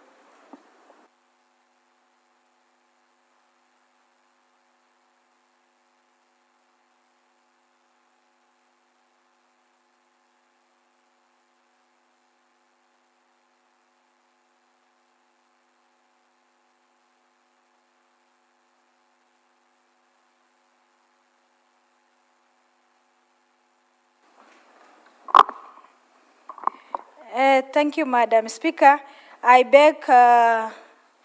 Madam Speaker, I beg to move the Senate committee adopt.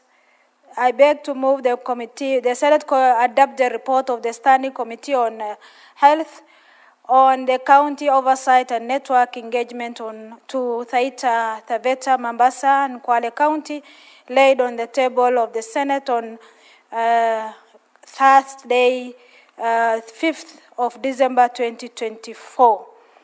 Madam Speaker, the Committee on Health conducted the county oversight and network engagements in Taita Taveta, Kwale, Mombasa County on 16th and 21 June 2024. Madam Speaker, the county oversight and network engagement was adopted as a mode of operation by the committee in order to gather evidence and information received within the parliament and key of the how it engaged with the members of the public. Submission received during this engagement, one of the primary means by which the committee obtained requisite information and data to understand its oversight mandate. Madam Speaker, the committee further the oversight and network engagement in Taita Taveta and Kwale and Mombasa County sought to acquit the committee with a provision of the healthcare service in the 3 counties. The committee's specific objective was to select the healthcare facilities in the 3 counties to assess the state and the quality of the infrastructure, facilities, and the hospital equipment. The provisions and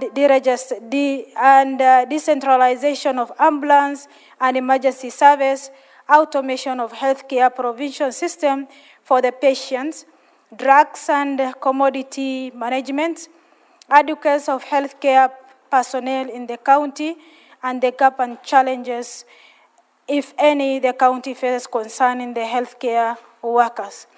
Madam Speaker, the committee further sought to equip itself with the information on the training and the capacity building program and avenue available to the healthcare workers in this county, especially in emergency handling, how specialized service and the referral system operate in the identify counties and availability of drugs and medical supplies in the healthcare facilities in this county. Madam Speaker, whereas the Facility Improvement Fund Act was enacted in 2023 to provide for public service facility improvement financing and managing the administration of the own source revenue generated by the public health facilities. Section 2(9) of the Act makes the provision for the counties to enact legislation to give further effect on the Act in all the counties visited. This enables the county legislation has been enacted. Madam Speaker, the committee observed that once enacted, it is invested to revolutionize the provision of the healthcare by providing more to improve the healthcare facilities, infrastructure, and recruitment of more personnel. Madam Speaker, some counties has misunderstood FIF as a fund, requiring the complexity fund management structure leading to the bureaucratic delays, and it is recommended to emphasize in FIF as financing mechanism rather than the fund to reduce administrative barriers and improve fund flow to the facility. FIF legal framework, Madam Speaker, that the facility will be enabled to retain all the revenue they have generated in their own accounts, spend it directly on the operationalized costs such as the procurement of supplies, paying of the casual workers, and facility maintenance. Madam Speaker, there were concerned that during the transition from NHIF to the SHA, resource owned to the county government by the NHIF may be lost. The initial transition process had been described as incomplete and the fraudulent with the efficiency delays and bureaucratic hurdles, leaving some healthcare facilities in limbo and raising fears about the financial flows in the counties and healthcare providers. Madam Speaker, this exists mismatching and inconsistency in adherence to the county government budget making and implementation process outlined in the Public Finance Management County Government Regulation 2015. It is evidence from the submission by the 3 counties that the funding for the recurrent activities made up of the biggest percentage of their total health budget as much they were unable to invest in expanding and consolidation of the healthcare provision service. Nevertheless, the allocated development budgets for the health was not fully implemented with confirmation of the reallocation of the budgets to recurrent expenditure or other sectors. Madam Speaker, the visit also observed that across the 3 counties, there exists inadequate number of the health workers in the healthcare facilities visited. These attributes to the number of the factors that including legislative ceiling on the employment, high cost of remuneration of the care of healthcare workers, natural attributions such as retirement, death, and resignation without replacement, and expansion in the healthcare coverage, especially under the county government. Consequently, this shortage has constrained the county health sector's ability to function efficiency. Madam Speaker, the staff shortage are particularly acute in the primary healthcare facilities, limiting their functionality and increasing the pressure on high-level hospital. The county government employ many qualified healthcare on the short casual contracts, creating job insecurity and prompt turnover. Further, poor working condition, lack of essential tools and equipment, and conducive working environment reduce the job satisfactions and increase of attritions. Inadequate research and inadequate resource affect the effort and ability to invest in service training and capacity building. Further, the County Public Service Board does not replace the staff existing the service through the natural attribution, that is promotion, resignations, and retirement immediately. In Kwale County, one of the staff members at Msambweni County Referral Hospital was promoted and posted to the county headquarters, further worsening the staff shortage at the facility. At the Coast General Teaching and Referral Hospital, the staff attribute because of the resignation was rampant, especially among the experienced and trained health workers, and the 2 years posted training bond appeared not to discourage staff resignation. As such, there were sophisticated equipment required, donated, and or procured in a specialized department, but lack of human resource to operate. Madam Speaker, across the county, concerns are raised in the ability of the KEMSA to supply all the required health products and technologies to the county, which forced them to purchase from other suppliers, and all the counties visited lies on imported supply due to limited local manufacturing. Indeed, only Mombasa County reported relying to local manufactured products in their pediatric ward. Madam Speaker, KEMSA, the current order fill rates stand at 56% with the 3 counties, with a back order fulfillment improved this to 65%. However, this below the targeted range of 80 to 90% that KEMSA aims to achieve. This shortfall in the meeting order contributes to the county seeking the other suppliers to fill the gaps. Madam Speaker, on behalf of the committee, I wish to thank Senator Jones Maruma, MP Senate, representing Taita Taveta, Senator A.C. Juma, Esa Juma Boy, MP, the Senate, representing Kwale, and Senator Mohamed Faki, Senate, representing Mombasa, for their warm welcome to their respective counties, and support extended to the committee by their office during the oversight visit.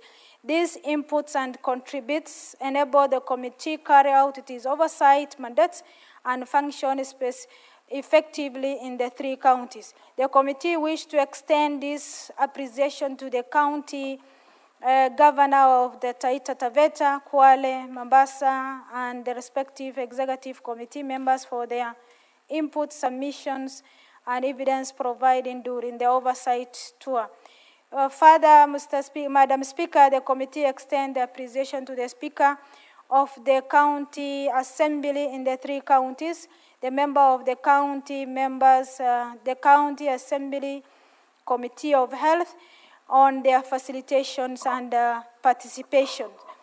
Madam Speaker, the committee also grateful to the members of the staff and other stakeholders in the health facilities visited during the tour for their submission, which has greatly enhanced the evidence and analyzing during the process of this report.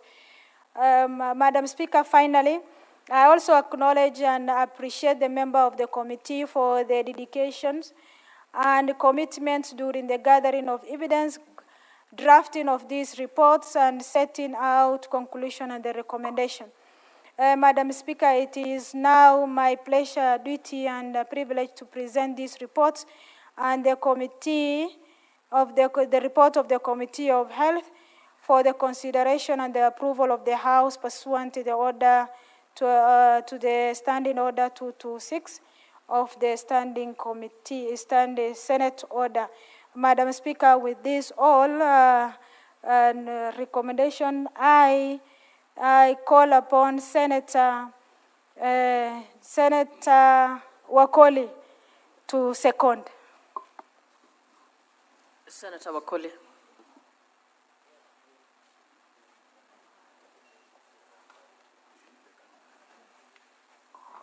Thank you, Honorable Speaker, for this opportunity for me to second this report of the Committee of Health in the counties of Taveta, Mombasa, and Kwale counties, Honorable Speaker, as is evidenced presented by our Vice Chair and the Committee for Health, Honorable Speaker, that these counties, Honorable Speaker, the evidence is glaring that the human resource aspect in these counties, Honorable Speaker, is a big problem.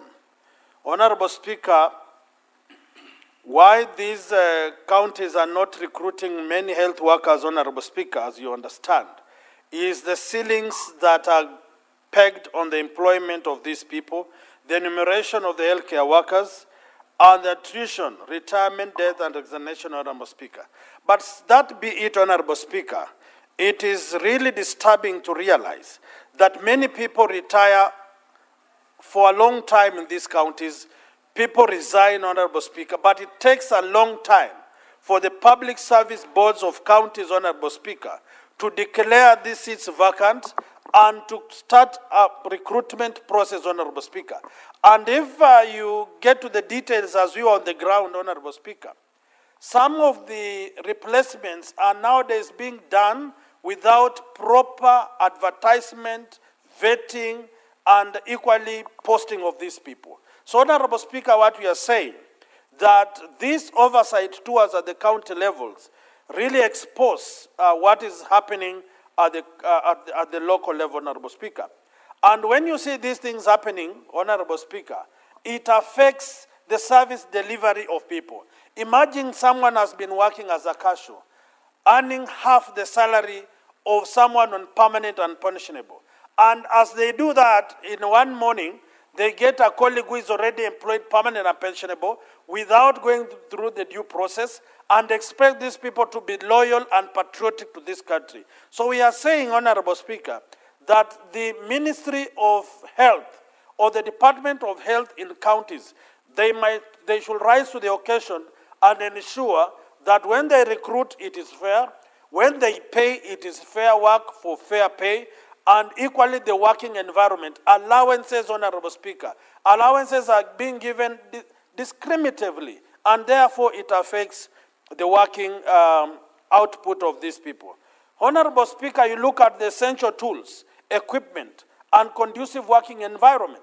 We were in some facilities, Honorable Speaker, these are level 4. They don't have a CT scan, they don't have an X-ray. Honorable Speaker, the microscopes they are using are those which we are using during the Nyayo era, Honorable Speaker. Microscopes that for them to use, they must open the windows wide for the sun to facilitate them to check whether someone is sick or not. And therefore, Honorable Speaker, we are saying the funds that are coming to counties must be prudently used and to buy tools and equipment that will add value to the lives of these people. Honorable Speaker, looking at KEMSA, it is very evident that KEMSA is not really supplying enough medicines to counties to the levels expected at county levels. But it must not be noted that counties are equally not paying KEMSA. So as much as we want to whip the fox, we must equally whip the hens, because they are conniving to meet at some point where the fox is eating the hen and the owner of both, the fox and the hen, is going at a loss. So we are saying County governments must pay KEMSA, but KEMSA must equally supply medicines enough for the counties to be able to treat its patients. To conclude, Honorable Speaker, on my presentation, I want to recognize and appreciate that the ministries of the Department of Health across these counties have realized that Senate is not here to entertain people or to witch hunt people. They have now realized that when you come to counties, we check if the drugs are okay, if they are expired, if we have incinerators, if the work establishment is fine, if the environment is good for them. We are also discussing, Honorable Speaker, the promotion of health workers in this country. You find doctors who have been working for 10 years without promotion. And no sooner have they recruited a few young people in the system for 2-3 years, they are promoted, and those who have worked for more than 5 years are not promoted. What we are saying, Honorable Speaker, that promotions of health workers must be done based on experience and the amount of time they have worked in those facilities, and not based on who you know, how you know them, and how you expect to know them thereafter. With those few remarks, Honorable Speaker, I beg to second. Thank you, Honorable Speaker. Honorable Speakers, Honorable Senators, I propose the question that the Senate adopts the report of the Standing Committee on Health, on the county oversight and networking engagement to Taita Taveta, Mombasa, and Kwale counties laid on the table of the Senate on Thursday, 5th December 2024. Senator Cherarki.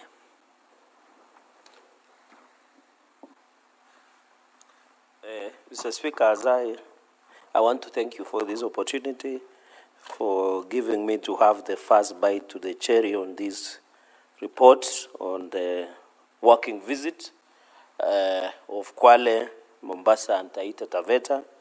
Mr. Speaker, I'm praying one day they will also be able to come to Nandi. And Mr. Speaker, I'm a great champion of doing our things at the grassroots level, because that is how Senate will have the impact. That is how Senate will have the impact. I agree, plenary is as important as what we do. But if our people, Kenyans, wherever they are, to receive value for what we do is to be on the ground, the boots on the ground, and I want to celebrate the Committee of Health, Mr. Speaker, mark you, they have a number of reports on devolution and intergovernmental committee. I want to thank committee through the Vice Chairperson, Senator Sheikh Omar, for the good job that they have done. This report, Madam Speaker, I'm very impressed. It is so thorough. Until they were able to tell us number of X-ray machines, they were able to tell us about the issues of oncology machines, they were able to tell us about dialysis machines, and many other machines that are used, including imaging machines, and even both infrastructure, Mr. Speaker, because I'll just concentrate on observations and recommendations so that I can yield the floor for other colleagues, is that I'm impressed because they have captured funding, Madam Speaker, funding. They have gone to human resource issues. They have gone to infrastructure. They have gone even to technology in terms of use in dispensing. So anybody who reads these reports, Madam Speaker, will understand that the Health Committee went an extra mile. So, Madam Speaker, earlier today in the proceedings, formative stages, I didn't indicate that the success or failure of devolution will only be anchored on one thing: health. Because health is a cross-cutting issue, whether you come from Mandera, from Kisumu the way you do, or from Busia, from Kakamega, from Nairobi, where one of the delegates is here, and even from Mandera, where members, and even Wajir. Health is a very important issue, wherever you work in. Speaker, the most complaints I get, over 80% in Nandi County, concerns the issue around health. Lack of drugs, inaccessibility to facilities that are there, issues of infrastructure, and therefore the funding of health sector, Madam Speaker, is very critical. And therefore, You know, the Abuja Declaration demanded that at least 15% of budget should go to health sector. We are here to realize that both at national and county levels. Madam Speaker, even this factor is that is where we're having push and pull. One of the devolved functions that is having push and pull between national and county governments, Madam Speaker, is on the issue of health. Because under the Constitution, Madam Speaker, when you look at the fourth schedule, health is devolved. It behooves the national government, and that is why in the last session, when we moved to court to challenge the 22 laws that were not concurrent, Madam Speaker, one of the key issues in the amendment in one of the health laws then, when we wanted to challenge National Assembly before Justice Weldon Korir, the argument was simple that the work of health policy is exclusive domain of the national government. And therefore, we had push and pull, and that is why we moved to court, although the court agreed with us that there must be concurrent engagement between the bicameral. And I hope, Madam Speaker, going into the future, we'll be able to pass bicameral laws so that we can have a more neater engagement, because we don't want to see both houses as if they are competing over space. Madam Speaker, I want to celebrate because apart from health sector funding, health sector staffing in those regions, issue of, in terms of funding, issue of human resource and technology, they went further and even look about the issue of NHIF and Social Health Insurance Fund, the SHIF. And I'm happy, Madam Speaker, as of today, more than 25 million Kenyans have registered under SHA. And SHA is working with the 3 funds that we already have in place. I'm happy to report whenever I work in Nandi and across the country through our empowerment programs, and I'm happy you have been among most of our esteemed guests and support in many groups, especially in your county, Kisumu. You get people saying, Senator, SHA is working. I heard this bill. I agree there are some challenges. Like paying for the whole year, I think we have agreed. And I'm happy the Minister of Public Service did indicate that they shall malipo pole pole with the indulgence, Madam Speaker, of mixing the 2 languages. So I'm happy, but I think there are still liabilities of NHIF. I think the law is very clear that when a new entity comes in, they take over liabilities. So I want to appeal to the Minister of Health, the SHA, to ensure they offset a lot of liabilities, because I see in most of these counties, like disbursement, like Coast General Hospital, EDA, being owed 250 million, while Kwale County reported 96 million as liabilities in NHIF. I think the Minister of Health, CS Aden Duale, should seize this matter.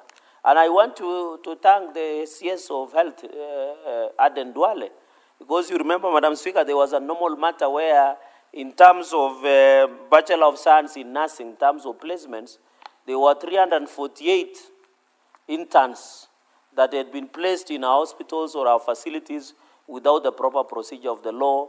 Madam Speaker, when you look at the public service, human resource policy guidelines on internship and healthcare policy professionals, there is a certain way of engaging interns. And the revocation of 348, I think because they had not completed their studies, because completion and graduation and clearance from the over the body that regulates, like you and me, we are being cleared, or our regulatory report is Law Society of Kenya, for example. I know there is also KMPDC, Madam Speaker. I don't know, you know, Senator Kalwale is expert in gynecology, so I don't know whether they are gynecologist body that clears them. So in this 348, I want to CS Duale for doing a good job, Madam Speaker, but I want to appeal to the CS Duale, Madam Speaker, that as he goes ahead to remove the 348 that was irregularly and remove, because I saw them coming to our gates yesterday, Madam Speaker, is to go further and punish those people who placed our children. Some of them were in Siolo, they were paying rent, they were paying internship money. Madam Speaker, we should make the process of doing an irregular thing in this country to be as painful and as rare as noble in hell, Madam Speaker, so that it can be a lesson to many others. And I'm happy, Madam Speaker, I think today you read a report on illegal organ transplant in the country. I saw the CS also commenting about it. I hope the chair and the members of health will seize that matter. Madam, and that is on the share issue, Madam Speaker. On the issue of budgeting, I want to appeal to counties, Madam. You know, I found it weird that, for example, Taita Taveta decided that in their supplementary budget of 2023-2024, they decided to remove money meant for health to come for development, from development to recurrent, as if health is not critical. Madam Speaker, the vulnerable in the society are normally the sick. The quality of any society, Madam Speaker, will be treated based on how they treat their vulnerable. So if you see a county removing 50 million in the annual budget of health for recurrent, Madam Speaker, means buying newspapers, buying flowers, traveling, perambulating, and calavanting around the place. Madam Speaker, is it more important in Taita Taveta to buy drugs or to travel for a retreat somewhere in Mombasa, or travel even to Dubai, Madam Speaker, unless it is budgeted? Number 4, Madam Speaker, on the observation is the Facilities Improvement Fund Act, which we enacted at the House. I think we have agreed that instead of them getting from county treasury or these approvals, they should spend at source, and I am happy but Mombasa County Assembly should move with speed and ensure that Facility Improvement Fund is taken into focus. Madam Speaker, on human resource, I want to report that most of our, Madam Speaker, you know, you walk into, and I'm happy Jaramogi Oginga Odinga Hospital has been, County Referral Hospital, has been gazetted as a state agency. And I want to thank His Excellency the President and Right Honorable Raila Odinga for ensuring that now at the Western Hemisphere, you know, people who live around Nairobi think that they are next to God, because they have Kenyatta National Hospital, they have Mbagathi, they have Mama Lucy. You, from Kisumu, you had to drive all the way to Moi Teaching and Referral, which was overwhelmed. People from Kakamega, Bungoma, even Uganda, but I'm happy we are now having Jaramogi Odinga Referral Hospital now to assist us.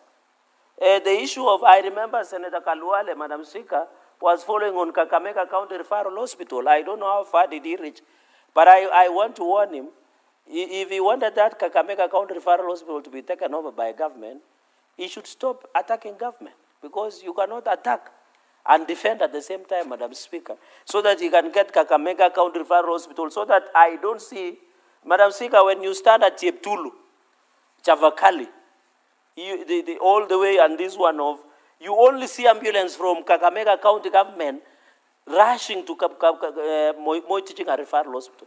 It looks like the poor healthy service provision by Governor Baraza in Kakamega.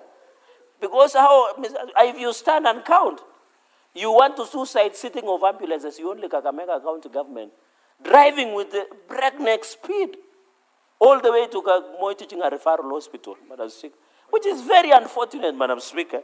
Madam Speaker. Senator Methu, what is your point of order? Can you even take water before requesting point of order? Gerard K., you sit down and listen. And Madam Speaker, I wonder what Senator Cherargei has with the water that he really wants me to take. We are very careful these days, but I would not have also wanted to disrupt him and disrupt his flow of thought. Senator Methu, what is your point of order? Yes, that is what I'm going to, Madam Speaker. I was just laying a background of why I'm standing. I respect Senator Cherargei. I'm raising pursuant to Standing Order 105, responsibility of a statement of fact. In the course of his contribution, Madam Speaker, I've had Senator Cherargei thank the President for gazettement of Jaramogi Oginga Odinga Hospital, but he was also quick to add that he's thanking the President and the Right Honorable Raila Odinga. I would want Senator Cherargei to tell us the role that Raila Odinga would have in the gazettement of a hospital in terms of... what was out of order? What is out of order? You are raising on a point of yes, order. What is out what of was order? Out of order? What is out of order, Madam Speaker, on responsibility of fact, it's not a fact that the Right Honorable Prime Minister Raila Odinga has any role in the gazettement of Jaramogi Oginga Odinga Hospital. Senator Methu, I did not remember the word role being used in that statement. What was used? So, Senator Methu, please make your point of order properly, yes, or with it. I'm not withdrawing, Madam Speaker, because I'm saying that it is not a statement of fact, because what he has said, because we are interrogating what he has said, that he wants to thank the President and the Prime Minister Raila Odinga for the gazettement of Jaramogi Oginga Odinga Hospital. That was what he has said. Senator, And that is not a fact. Senator Methu, I will treat your point of order as frivolous. Senator Charage, please proceed. I'm sure you are conflicted, then I'm sure you can treat it as frivolous. Wait a minute, Madam Speaker, point of order. Can you invoke standing order 101? Senator Charage, I have ruled. Please proceed with your... And he should respect the chair.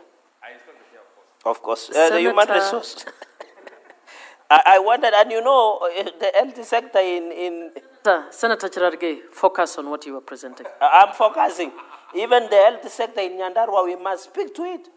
I would have expected Senator May to tell us the poor health sector in Nyandarua. Instead of raising frivolous point of orders. Focus on your presentation. Okay. But I'm saying on the issue of workers, but I'm saying when you visit, and I exited the point that on the western part, that is why we need to thank. We are in broad-based government, and we are not ashamed, and we are not fearful to say we are in broad-based government, led by His Excellency President William Ruto and Dr. Raila Amolo Odinga. I know, Madam Speaker, in fact, he is not deep state. He should have been with Munyoro in the U.S. Madam Speaker, and therefore, like the issue of protective equipments, Madam Speaker, issues like providing health workers with salaries, Madam Speaker, I'm told the account is that they are not even giving risk allowances or extraneous allowances for the work that our health workers do. Madam Speaker, you are aware, and at least we have one doctor in the house, Dr. Kalwale, that most of the doctors and health work on call. Some of them are even called during odd hours when us, we are safe in our houses, Madam Speaker. So I want to believe that we must relook at the issue of health workers, Madam Speaker, and the County Public Service Board must be called to order, Madam Speaker. And I want to appeal to County Public Service Board because I have studied public accounts. I don't know why the yellow light is there, and yet the Metu took away my time. Madam Speaker, what I wanted to say, the Secular by Public Service Commission say when you reach 60, you must retire. Unless you are God sent. That's what the law says, Madam Speaker. I don't know, in our county public service, I have been in public accounts, Madam Speaker. We have been there with you on some of the occasions, even in committees. The retirement age is 60. I was shocked, for example, in Garissa, Madam Speaker, the chairperson of County Public Service Board is over 60 years, Madam Speaker, who is supposed to be appointed, Ahmed Abdirahman, over 60. So how do you expect the violation of the law? Like, for example, what is happening in Garissa, Madam Speaker. So we must ensure the County Public Service Board ensure salaries, extraneous allowances, and Madam Speaker, protection. When I went to Kapsabet County Referral Hospital, I met some doctors who even have to send the patient to go to Kapsabet Town to buy gloves, then come and be treated, including drugs. The place is dirty. Madam Speaker, that is why most of our medical doctors and practitioners are dying, because they don't have protective gear. They don't have protective equipment to protect themselves, Madam Speaker. Even as we talk about salaries, as we talk about allowances, we must provide them with a good working environment that is clean, that is hygienic, that is safe for our health practitioners, Madam Speaker. I saw my friend Kebore and Chairman Peterson Washira, among others, even Daftia Taylor.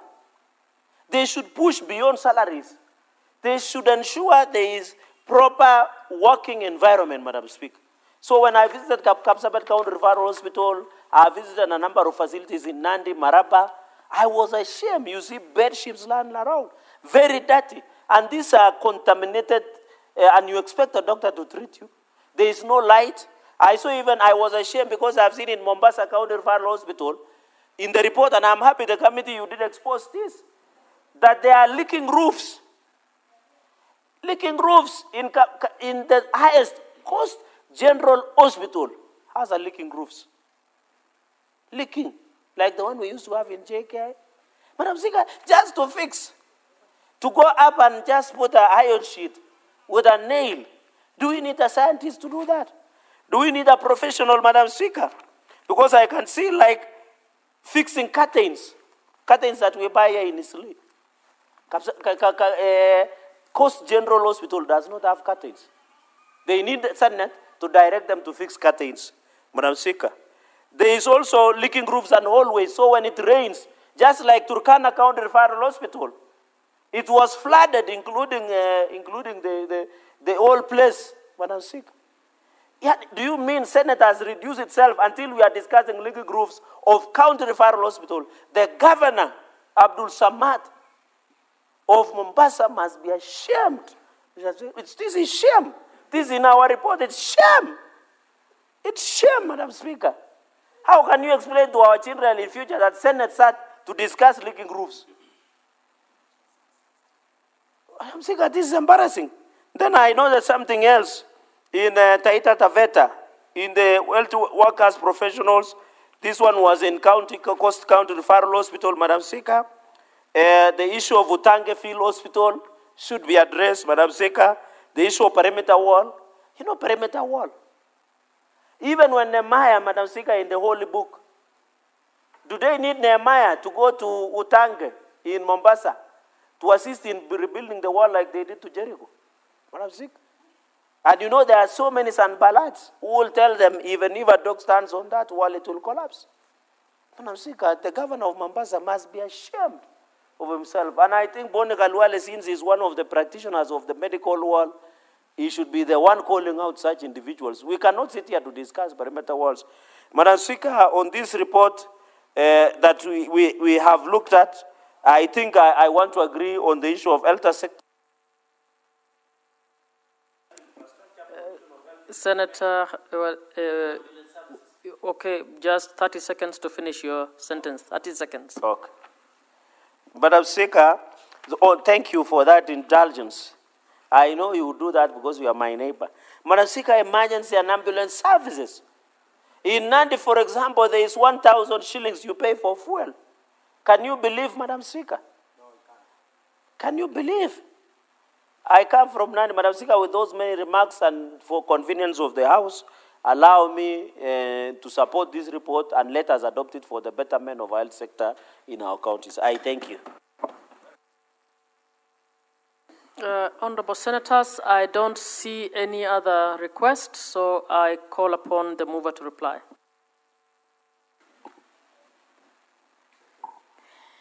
Thank you, Madam Speaker, for giving me this opportunity.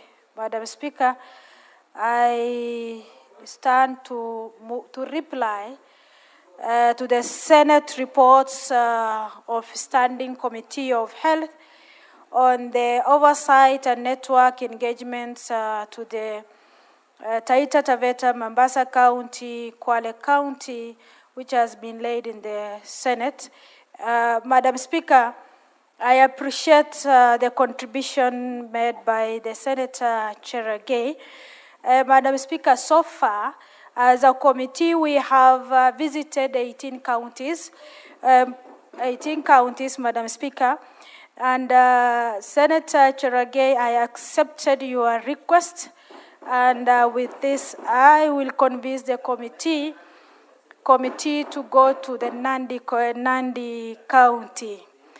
Madam Speaker, there are so many issues we have seen in all the 18 counties, and we normally go to different departments in the hospital, Madam Speaker.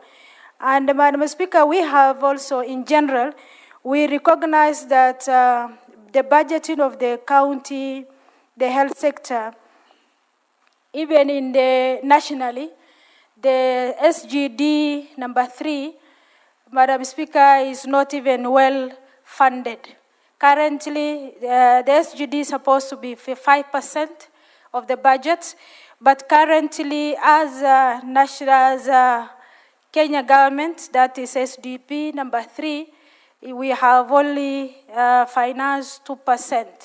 That means we have a long way to go, Madam Speaker.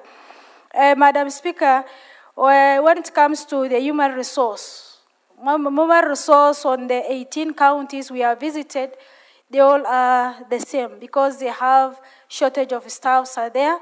Madam Speaker, the drugs, Madam Speaker, the issue of KEMSA not reaching the field rates is there. Madam Speaker, the equipment, functioning of the equipment, not working equipment.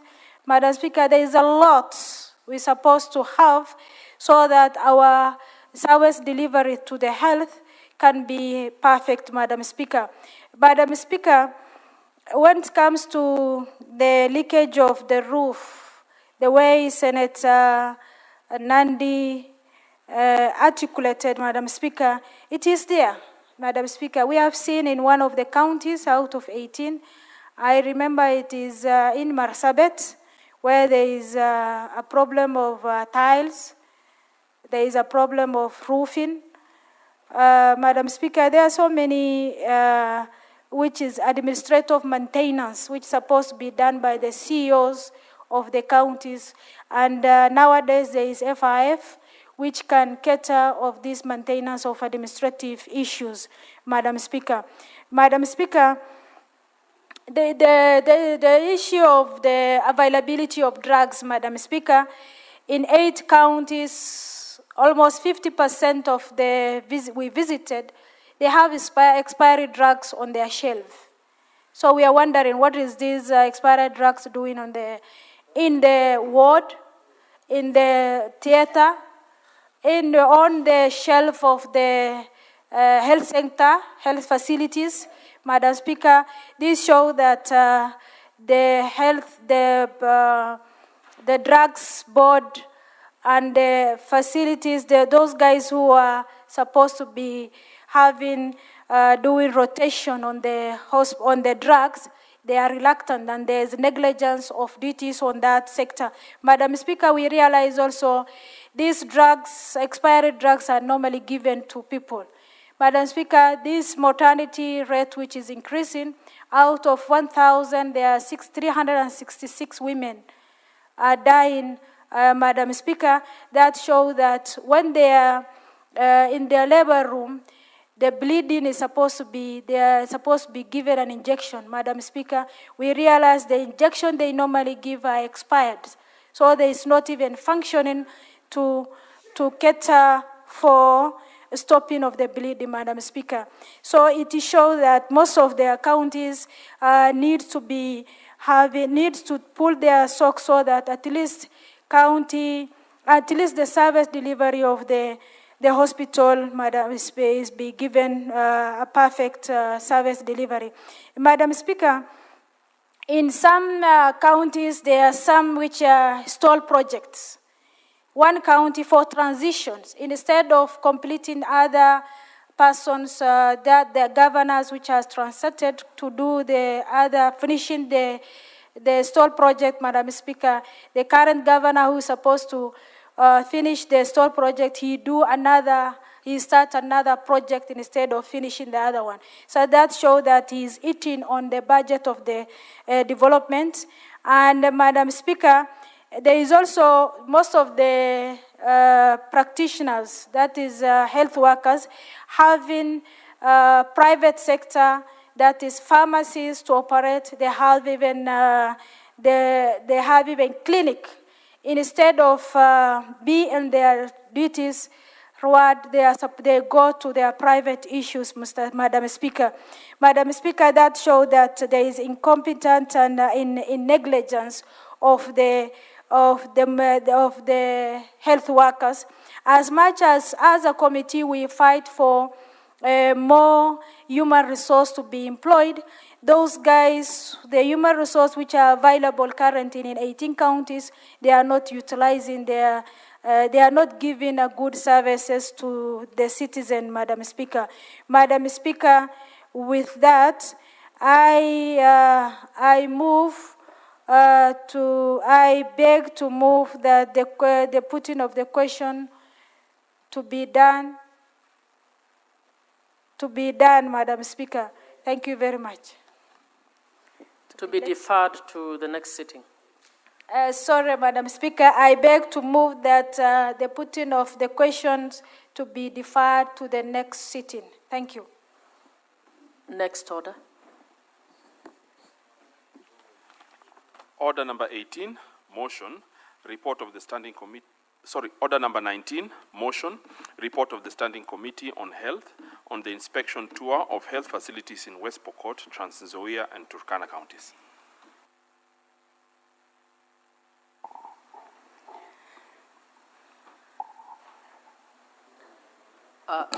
Senator Mariam.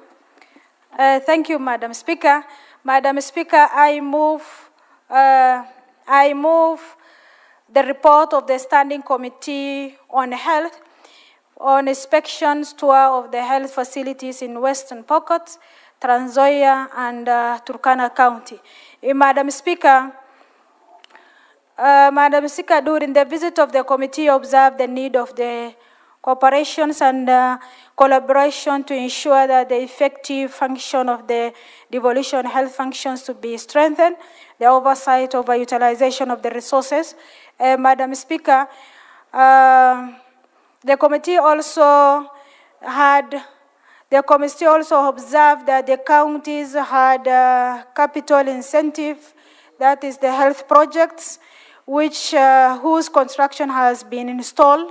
Madam Speaker, in most of further, there was a need to ensure that the primary health care facilities which has Senator been established and Senator Chirarke, please let's listen to. Established during the early years of devolution were made operationalization. Madam Speaker, the committee also noted that the health facilities did not have requisite numbers of the healthcare personnel working in the critical department, Madam Speaker, that is maternity, the emergency, specialized care units, and that of various departments in the hospitals are facing with high workload and the staff shortage. Madam Speaker, the committee also observed that the counties to address the staff morale and motivation raising from the poor terms of services and the delay in the payment of salaries and stipend, Madam Speaker.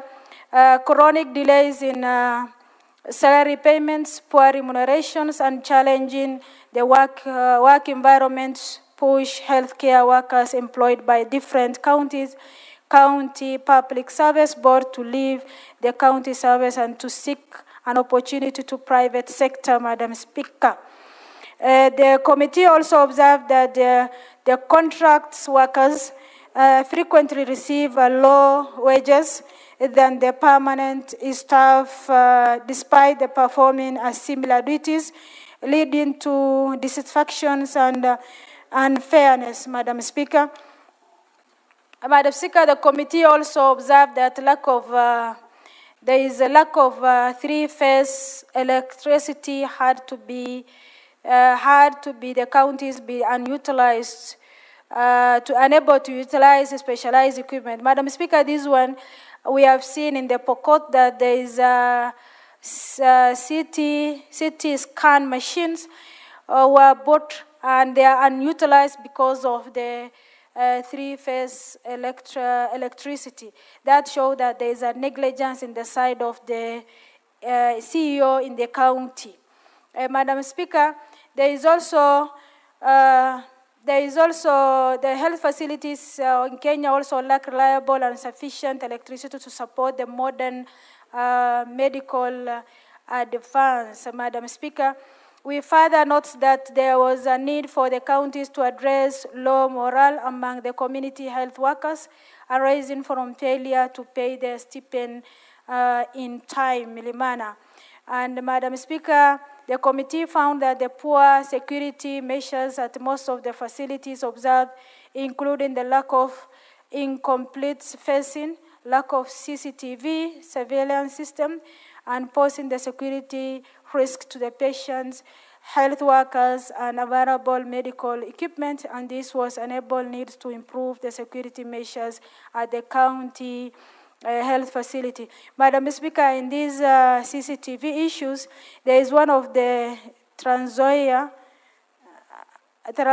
County Hospital where we realized that somebody from outside is attending to the patient.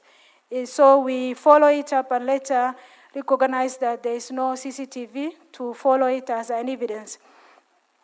Madam Speaker, in the light of the above, further noting that the cross-cutting challenges and the committee recommend that the county, Trans Nzoia and the Western Pokot should ensure the proper security infrastructure For instance, for training guides and perimeter wall ought to be put in place, and to also to ensure the accountability and own source revenue and all the revenue collection points in all public health facilities.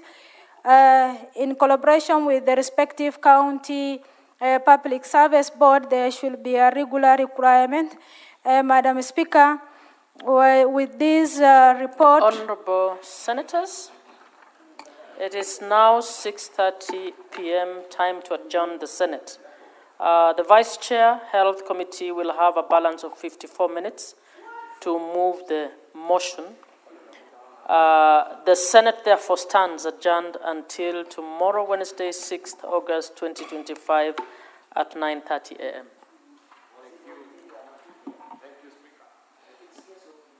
Thank you, Madam Speaker.